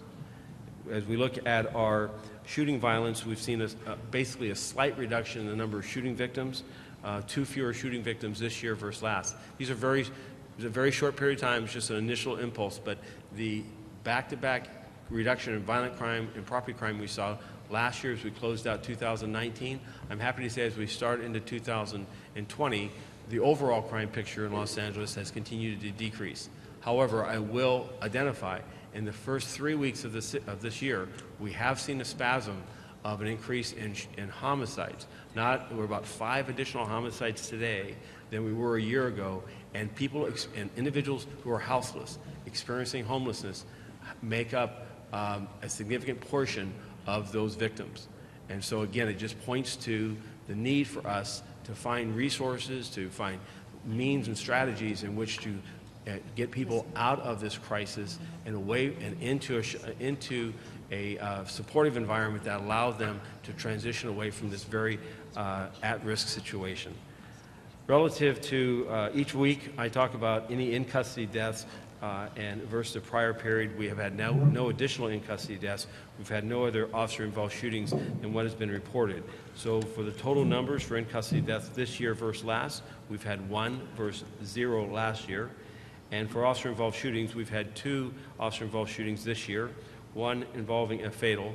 That was my earlier remarks involving Victor Valencia. And last year at this point in time, we had 0.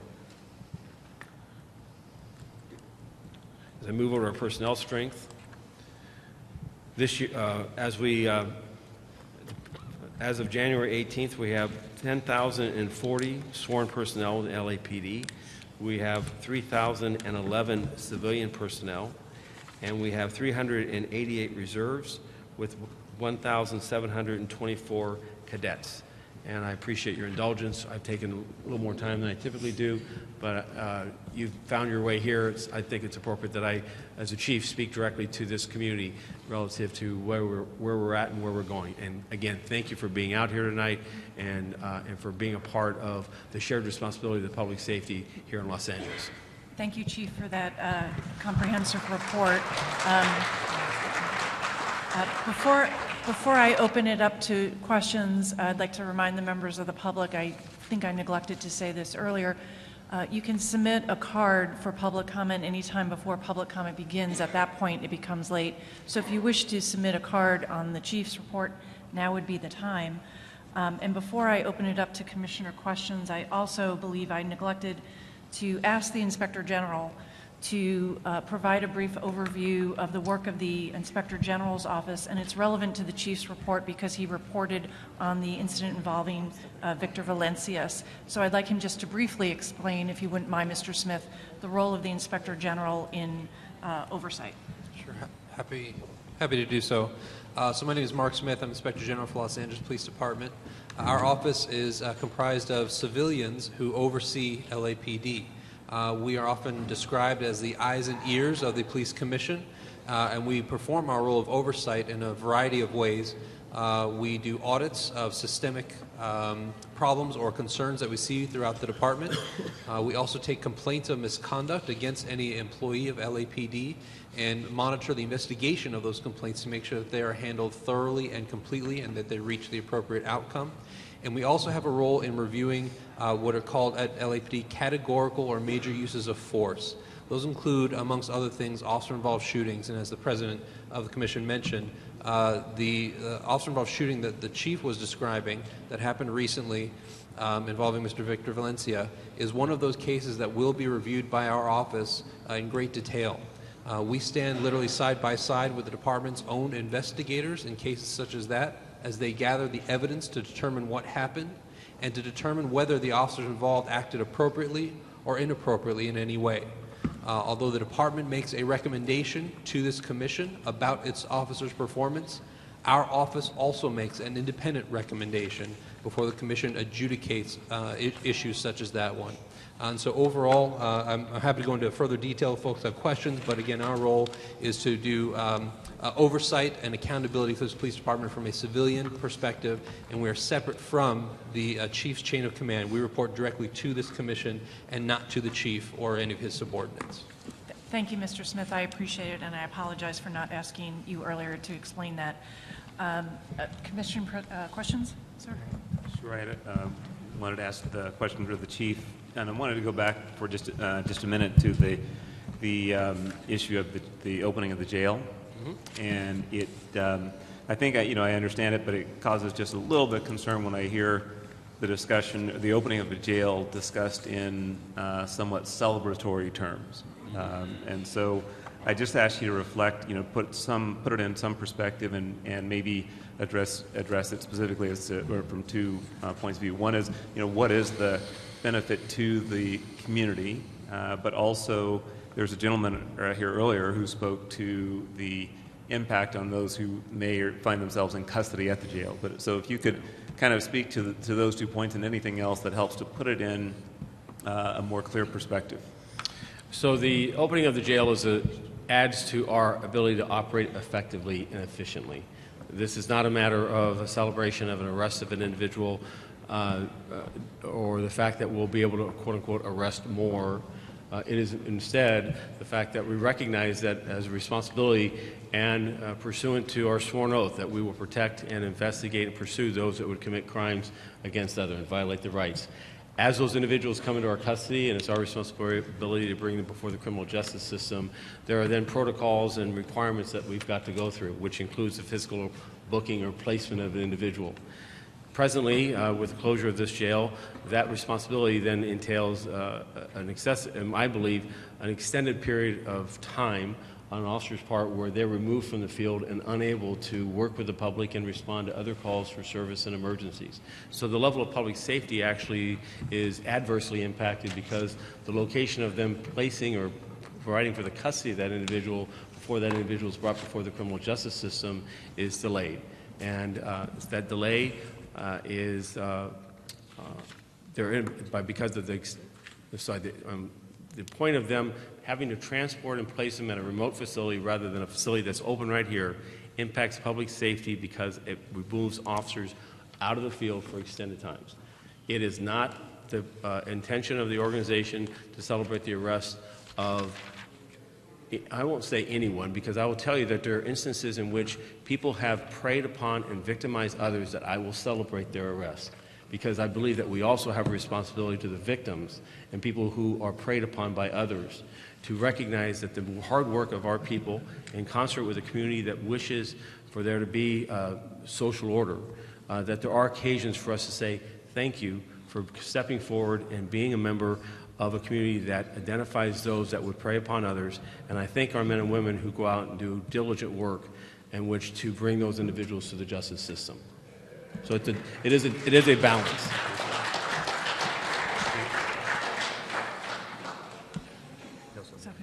All right, I understand we have 10 or more cards on this item, so I'm going to, in accordance with our rules, reduce the time period to 1 minute per public speaker. Madam Secretary, could we have the first two speakers, please? Yes, Jamie Garcia, followed by Adam Smith.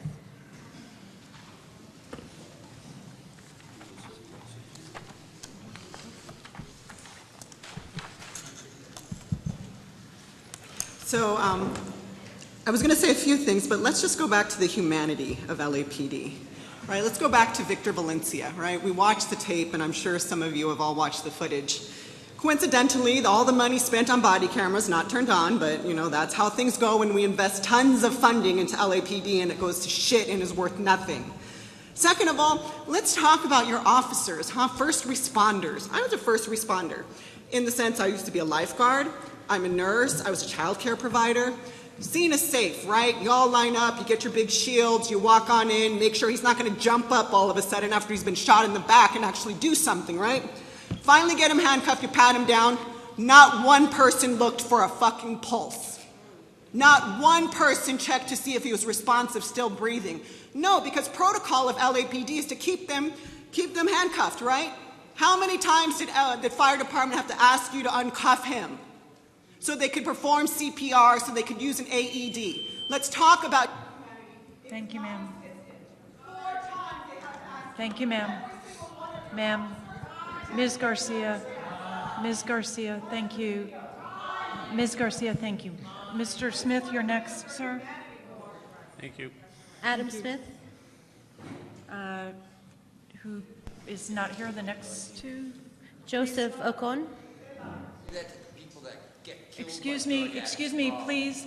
Sir, everyone, I want to remind you to please maintain order. Everyone is entitled to present their opinions, and I ask everyone to just allow respect for this process. I understand if you disagree. If you disagree, please put in a comment card and you can state your opinion. I understand Mr. Smith's not here. Who is the next speaker, Joseph? Joseph Ocon. Oh, Mr. Ocon. Thank you. Chief Moore expressed concern for folks experiencing homelessness who are the victims of violence. And honestly, the first name that came to my mind is Victor Valencia. When we think of people experiencing homelessness who also are victims of violence, the LAPD is often the purveyors of that violence. And as Jamie Garcia said, it is a lack of imagination to think that putting more resources into the LAPD is a way of taking care of our neighbors experiencing homelessness. And it's honestly been disappointing to hear how celebratory, Commissioner Bonner used that word and I think it's accurate, it has been in this room about the opening of a new jail, about the increased involvement of the Los Angeles Police Department in taking care of people in this community, because that's not what it looks like. And you have someone in this room. Thank you, sir. Who is our next speaker, please? Audrey George. Ms. George.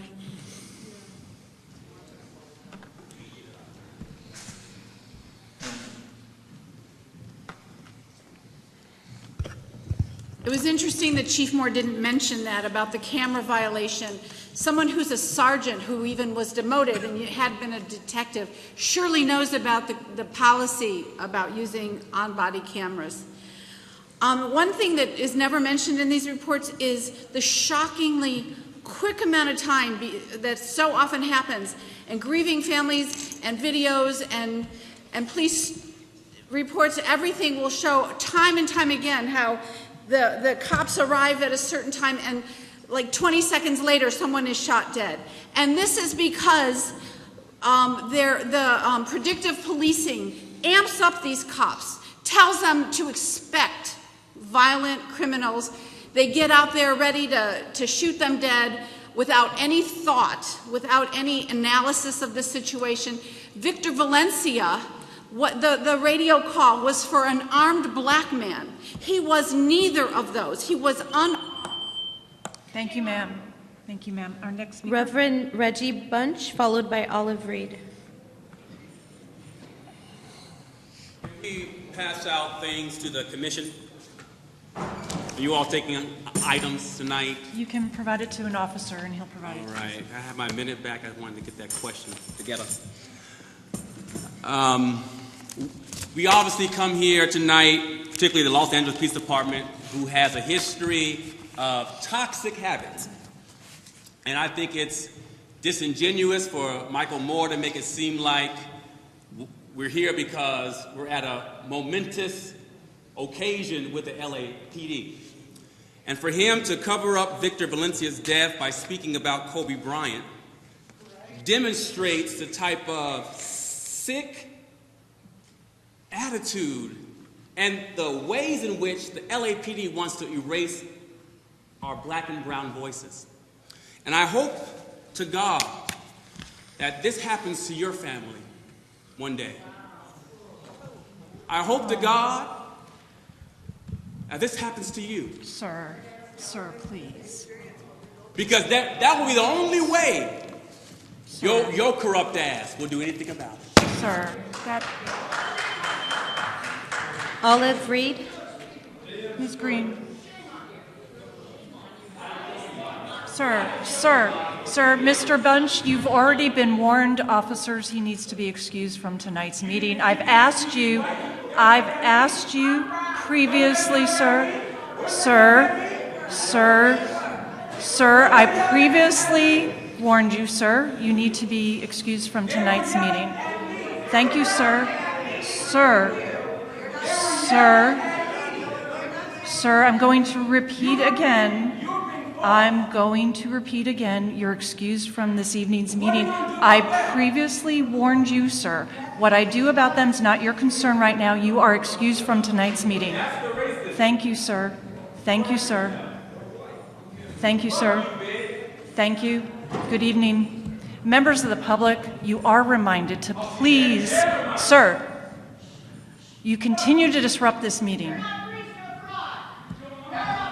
Members of the public, you are reminded, if you wish to make a public comment, please put in a card. Please do not shout out during this meeting.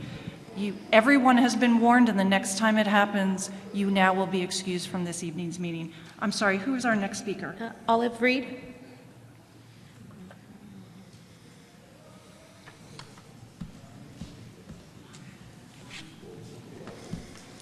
Good evening, Commissioners. Good evening. President Decker, thank you for being here. I have the privilege of volunteering with LAPD. You have a number of us here in the audience and also the Mayor's Crisis team. And it's a privilege for us to work with LAPD. Unfortunately, most stakeholders have no idea what the police officers have to deal with on a daily basis. And being able to volunteer with them, we can see what they have to deal with. And it's very comforting to know that most of the officers are there and willing to help stakeholders. And it makes me sad that, unfortunately, because of the rules that come down from downtown, very often the officers' hands are tied in what the gentleman said earlier this evening about there's rules for one lot and rules for a different lot. I'm not saying who or where, but I'm asking you to please stop tying their hands. Thank you, ma'am. Who's our next speaker? Hamid Khan. I'm sorry? Hamid Khan. Mr. Khan. Of course, very many people don't have any idea what LAPD is doing. This is LAPD's architectural surveillance and spying. So if you're walking down the street, if you're in your car, if you're on your phone, if you're sitting in a park, you're being traced, tracked, and monitored. You're being contained and criminalized. But I think coming to these communities, you're always reminded that what is the history of slave patrols, what is the history of racism, and what is the history of how community, because there's this glorification of jail. But the head of the neighborhood council has no clue. This is what they should be doing in educating the community. The head of CPAB has no clue about this architectural surveillance. This is the duty, obligation that they should be doing to the community as to how they are being criminalized and traced and tracked. But of course, it falls to some people in the community who have to educate each other and who have to educate ourselves. That how these cops in South Piero broke antennas on the cars, how they misclassified. Thank you, Mr. Khan. Thank you, Mr. Khan. Wayne from Encino. Again, I appreciate as an opening matter that you only give us 1 minute to speak. You are such a fucking cunt. So you're off topic, sir. If you continue to do that, you'll be excuse excused me. from tonight's meeting. Incorrectamundo, freedom of speech. Now, you're celebrating your jail. Why do you need a jail down here? to protect all the old, rich, white motherfuckers from the rest of society. That's why you need a jail. You don't need jails. You need jobs. You need housing.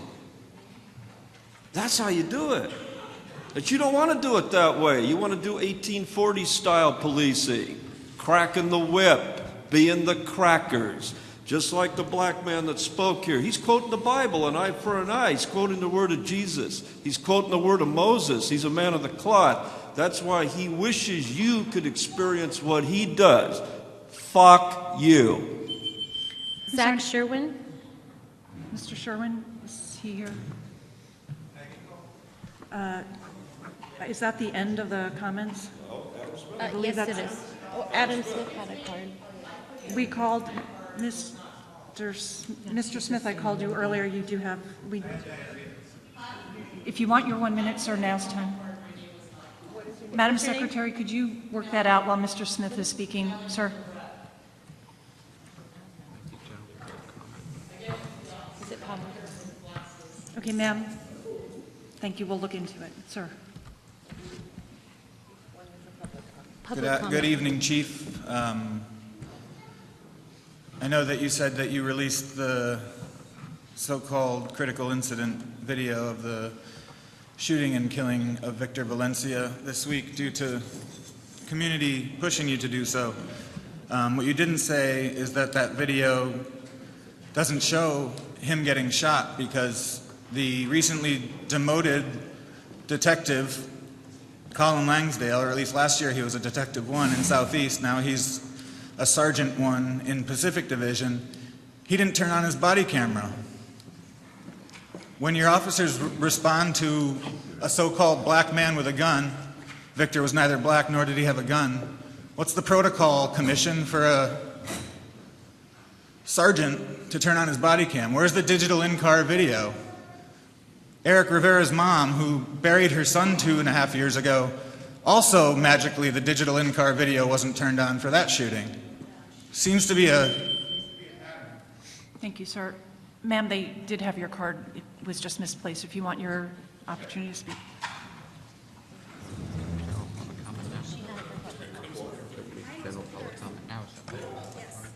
No. Which one?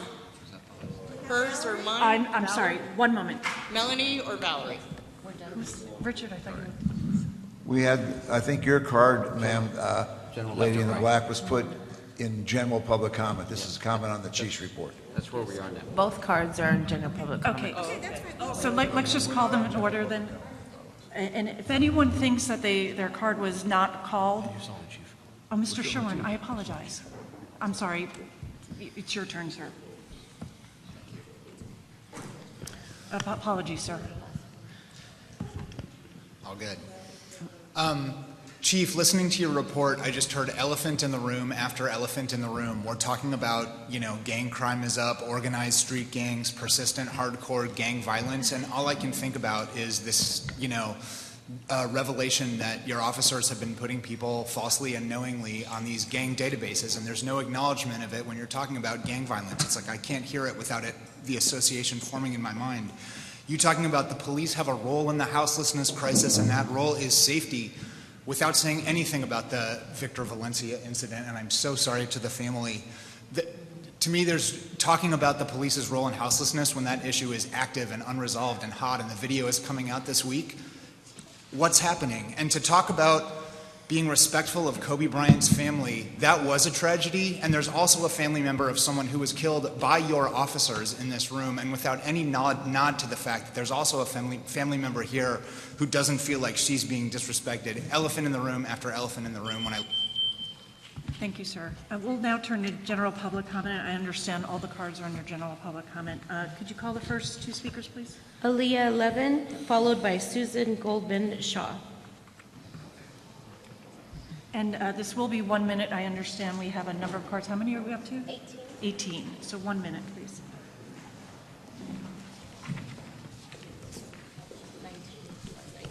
Hi, good evening. I recently moved to San Pedro from Manhattan Beach because I wanted to experience diversity, culture, and the vibrancy that San Pedro has to offer. And I've had to contact the Harbor Division Police a couple of times for assistance. And I've had some difficulty finding who to call and the right department. And so I'm glad that we're opening a new police facility, and I'm asking for more information available to new people to town, because it's hard to figure out all the resources. You're in the right place. Chief, who's here who can assist this woman? Sir, right there. He's going to assist you, ma'am. Who's our next speaker? I'm sorry. Susan Goldman Shaw. Hi, thank you for the opportunity to speak.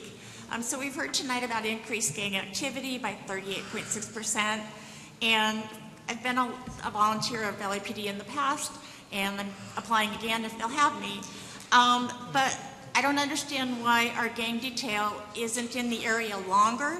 They get to know the gang members by ID. You're talking about adding resources to try to get them jobs. If the officers are available and know them more, they're more likely to help them get a jobs. The other thing about Harbor Division, I gotta say, from Chief Bratton to Mona today, they've both expressed how involved Harbor Division is. We're the most active and the most number of volunteers. I want to get more volunteer programs down here, like the Citizens Policing Academy and also CRT. It is a long road to go to Elysian Park, and I think the more you get citizens involved, the more we can help our police officers. I've been a block watch captain for over 30 years. I'm old. I've seen. Thank you, ma'am. Our next speaker? Melanie, sorry if I mispronounce this, Lebret. Okay.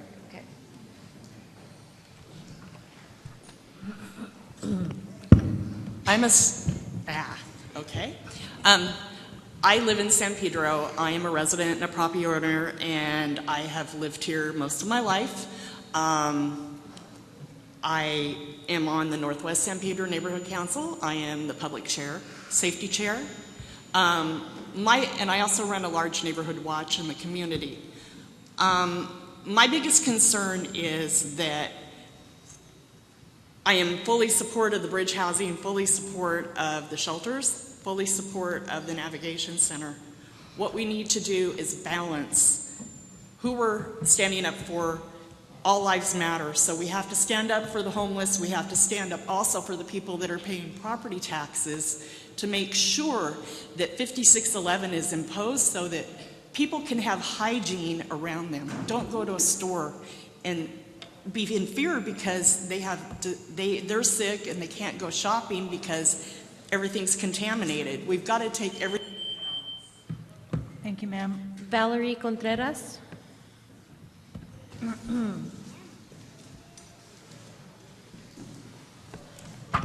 Good evening, Madam President and Commissioners. Thank you for being here tonight. I'm with the Wilmington Neighborhood Council. I'm the president of the Wilmington Neighborhood Council. I serve my community through Neighborhood Watch and several other capacities. I want to thank everyone involved for opening up the jail. And I want to give kudos to my senior lead officers. They're all wonderful, doing a great job in Wilmington, especially Roger Perez. Woohoo, he's East Wilmington. I want to be respectful of your time. I would respectfully ask that I get an extra minute. Ma'am, everyone has to have 1 minute. Okay, that's okay. I just want to highlight some points for our community of interest, please. We are requesting better enforcement of truck traffic through our residential communities. Because we're so close to the port, we have a huge problem with that. Enforcement of truck idling with... So, ma'am, I'm sorry, your time is up. However, Yes. myself, the chief, we will continue to speak with you after the formal meeting. And Captain, if Chief... Yeah, Captain Massey will meet with you as well. Jamie Garcia. Ms. Garcia. And who's after Ms. Garcia? Chris Ben. So, I'm not going to talk about everything else that's going on in this room, but definitely want to bring up the handbook that's supposed to be coming out. So there's a data-driven policing handbook that's supposed to come out. So we want to know when that is. We regularly have responses to all your data-driven programs. So I think our input has led to a lot of dismantlement of these programs, so I think it'd be very important to have that public. Also want to know what's going to be happening with PredPol. We already know that statistics were forged to create a report that says it actually drives down crime. Decker, you mentioned that. It seemed like it didn't have any kind of impact on your willingness to stop the program from running, but you did continue the program. So because it was unable to be audited by Mark Smith, there's also an expectation that an audit will be coming out, because this cannot just keep going that LAPD had no idea how to run PredPol. Thank you. Thank you. Chris Venn, followed by Adam Smith.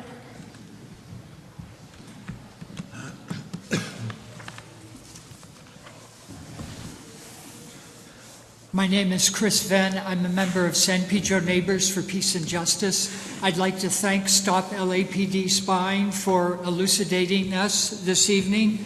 I would like to express my concern about the Metro police officers who falsified field interview cards to label individuals as gang members in an effort to boost statistics and populate a statewide gang database.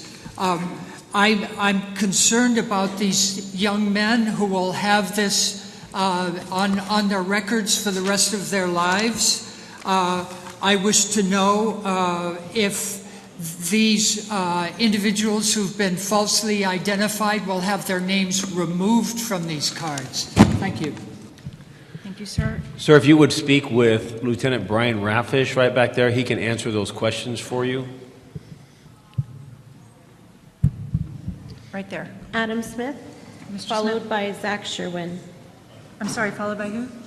Oh, Zach Sherwin after Adam Smith.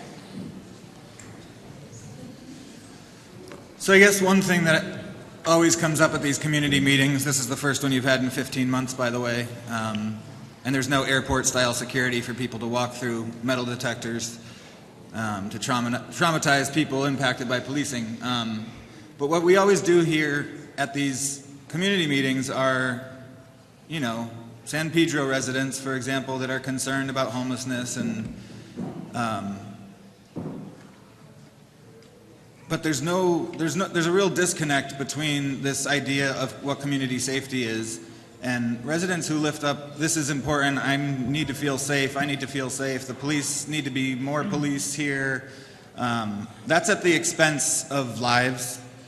So while police here in San Pedro might make some people feel better, I want people to know that for your feeling better, people like Victor Valencia and Eric Rivera are being killed. And that's a very real thing for other families.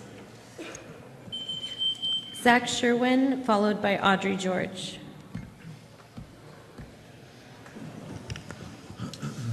I too want to acknowledge the fact that these community meetings happen all too rarely, and that in fact all of these meetings should be ones that are more accessible by the community in terms of time and location, and also psychological intimidation factor from coming into LAPD headquarters. I don't know if the people in the room know this, but most of these meetings are held at 9:30 on Tuesdays, and you do have to walk through airport-style security through phalanxes of armed police officers. And for people who have been directly impacted, including their family members, by police violence, it's a lot. I think there's a lot of people in this room who are curious about what you intend to do about the revelations about the Metro officers falsifying that information for the database. And I, for one, would appreciate it, and I think others in this room would as well, if when that major issue is broached in the room, instead of being fobbed off on someone in the back, Chief Moore, that was something that you could speak to if you think that that's worthy of a concern worthy of being responded to. That's my time. We'll continue with public comment, but I'll just say that was addressed at a prior meeting. We're happy to address that issue. Ms. George, it's your turn to speak, though. I wanted to just remark on something that Councilmember Buscaino said about balancing law enforcement. He said with compassion, and that was left open is the balance to be lack of compassion. It always seems that way. I just want to reiterate, I'm not asking for information, but I'm reiterating a demand that the district attorney and city attorney drop all charges against those currently being prosecuted as a result of arrests made by the officers who were corrupt and who engaged in corrupt practices. The damage has already been done. Those people have probably already lost their homes, possibly already lost their jobs. They possibly have been removed from their communities and their reputations and have spent time in jail and have paid fines and possibly served time in jail, all because of these corrupt officers. And Chief Moore, you should be recommending to the city that they follow that. Hunter Chase, and then Joseph Acon. Hunter Chase and Joseph Ocon. Hi, just a quick question. I realize that multiple shelters and housing will be available for the homeless in San Pedro within the next year or so. But I'm wondering, does this mean there will be stricter policing of the homeless in San Pedro since there will be beds available? I know there will not be beds available since I think the last one was count was about 600. I wonder if that means is that going to change in any way? Thank you, sir. Chief, who's here from the HOPE teams or the?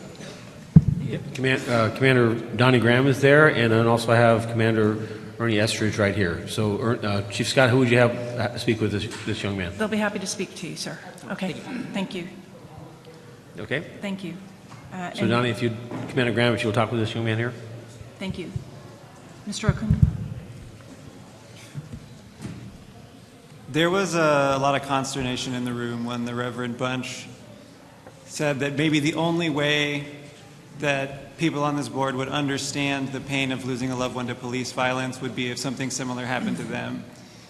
And I would just like to point out to anybody in the room who felt that way that the imagined tragedy happening to white people caused more anxiety and anger in you than the actual tragedy that happened to people in this room who came here and were forced to speak in public comment.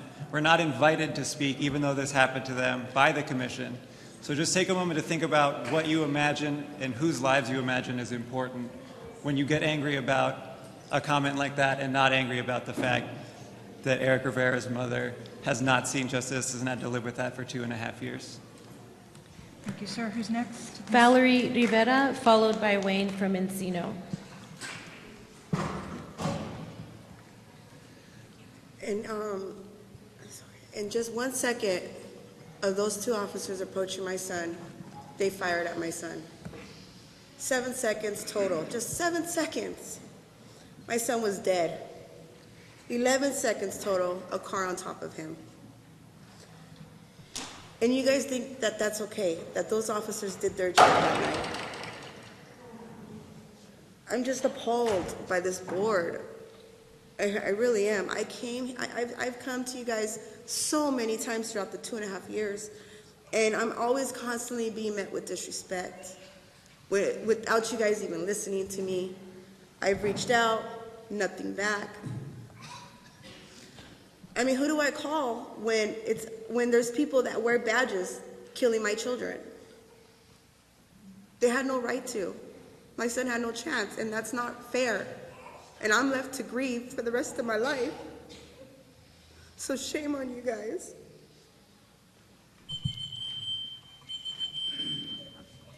Mr. Spindler? So only 60 seconds, so you have to use intensifiers. So anyway, Eileen Decker's a fucking cunt. And the other two cunts that weren't here, that little Jew nigger, Steve Soboroff, fuck him. We're not even speaking about anything that's within the jurisdiction of aren't they the commissioners? Commission. There is You need to get a city attorney that understands the Brown Act. Of the commission. Commissioners are part of the jurisdiction of the board, aren't they? An issue before this commission. Why are you running my time? You want to filibuster me? Use your time. You want to filibuster with respect me? to an issue that is You're not going to filibuster me. Because I got good news for you. A relevant I got a matter crime to report that I pending. reported today. I found out the DWP is stealing sewer service charges to the tune of $44 million a month from all of the customers that I dropped. 9 complaints.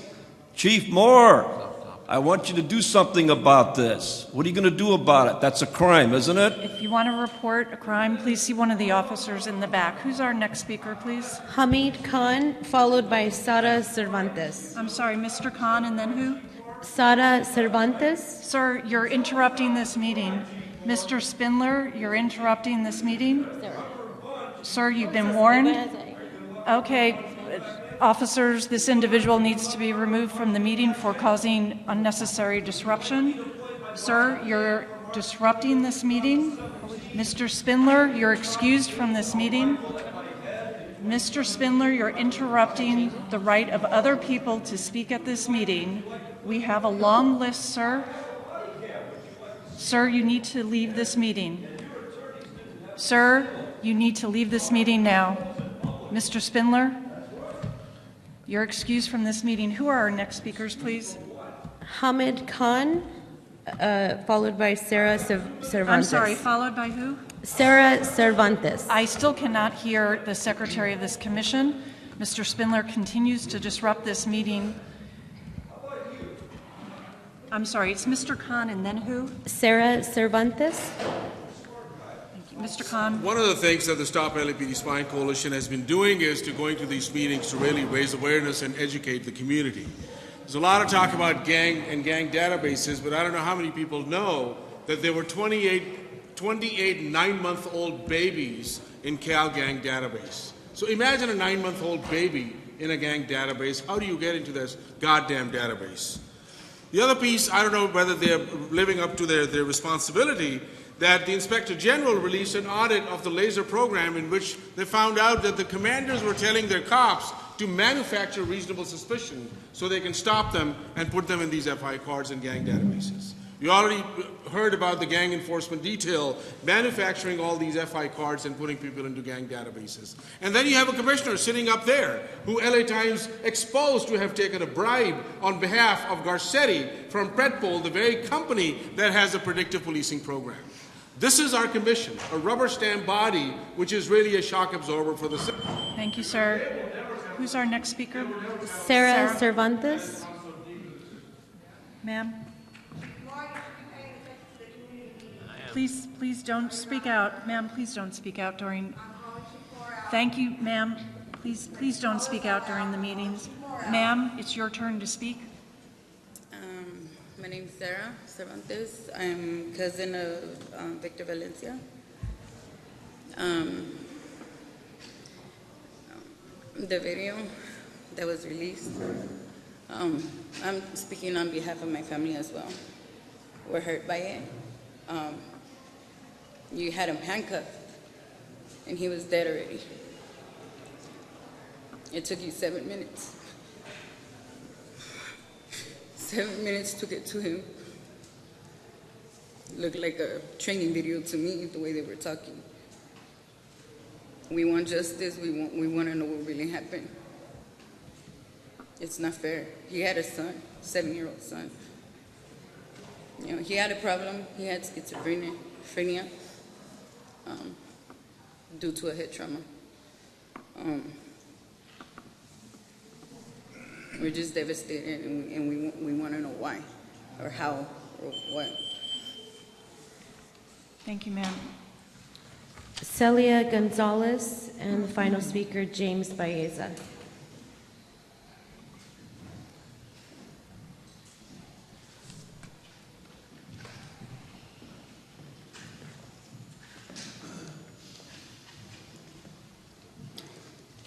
Good evening. Thank you all for being here, coming to our little community, the 15th District. Thank you for the quality of life team that we have in place. When I listen to people talk about how unhappy they are, there's nobody here who is unhoused speaking. It's because they've all refused services. And this is what the officers have told us at the CPAD meetings. Of course, there's always going to be the malcontents who have something to say and think they have a right to speak over the rest of us who live here. But I'm grateful for the improved methods of policing that we have seen so far, for the tolerant patience when we flag them down for questions on the street, for the CPAT meetings who educate us so we can ask our SLO officers, our SLOs, and anybody else who's there questions to help spread information to everybody else who can't make the meetings. Our city has undergone and is undergoing an evolution of growth. We have a lot of people who move here because they've got no place else to. Thank you, ma'am. The final speaker, James Baeza. Sir? Well, thank you for being here. So what's the first thing we do? We call the police. Under-resourced, doing far more than just law enforcement. I would like to approach what Mr. Dale Bonner said about the jail. Everything we try to do is to maximize officer hours. We want that jail so those officers aren't going down to 77th Street. We want them here on our streets. We have HCOP citizens on patrol to help maximize officer hours. We have LPRs that we advocated for to help maximize officer hours. That's what it's about. It's not about arresting people trying to arrest away the problem. It's about getting to 10,000 sworn and more and helping those 10,000 maximize their usefulness on the LAPD force. And I congratulate Chief Moore for looking forward in that direction in the future. Thank you, sir. Are those all the speaker cards? Yes, Madam President. Very well. I'd like to conclude this evening again by thanking all the members of the community for attending this evening. Should you have any additional questions, I know myself, Chief Moore, members of the commission will be here and we'd be happy to speak with you. Is there a motion to adjourn? So moved. Second? Second. All in favor? Aye. We stand adjourned until our next meeting. Thank you again very much.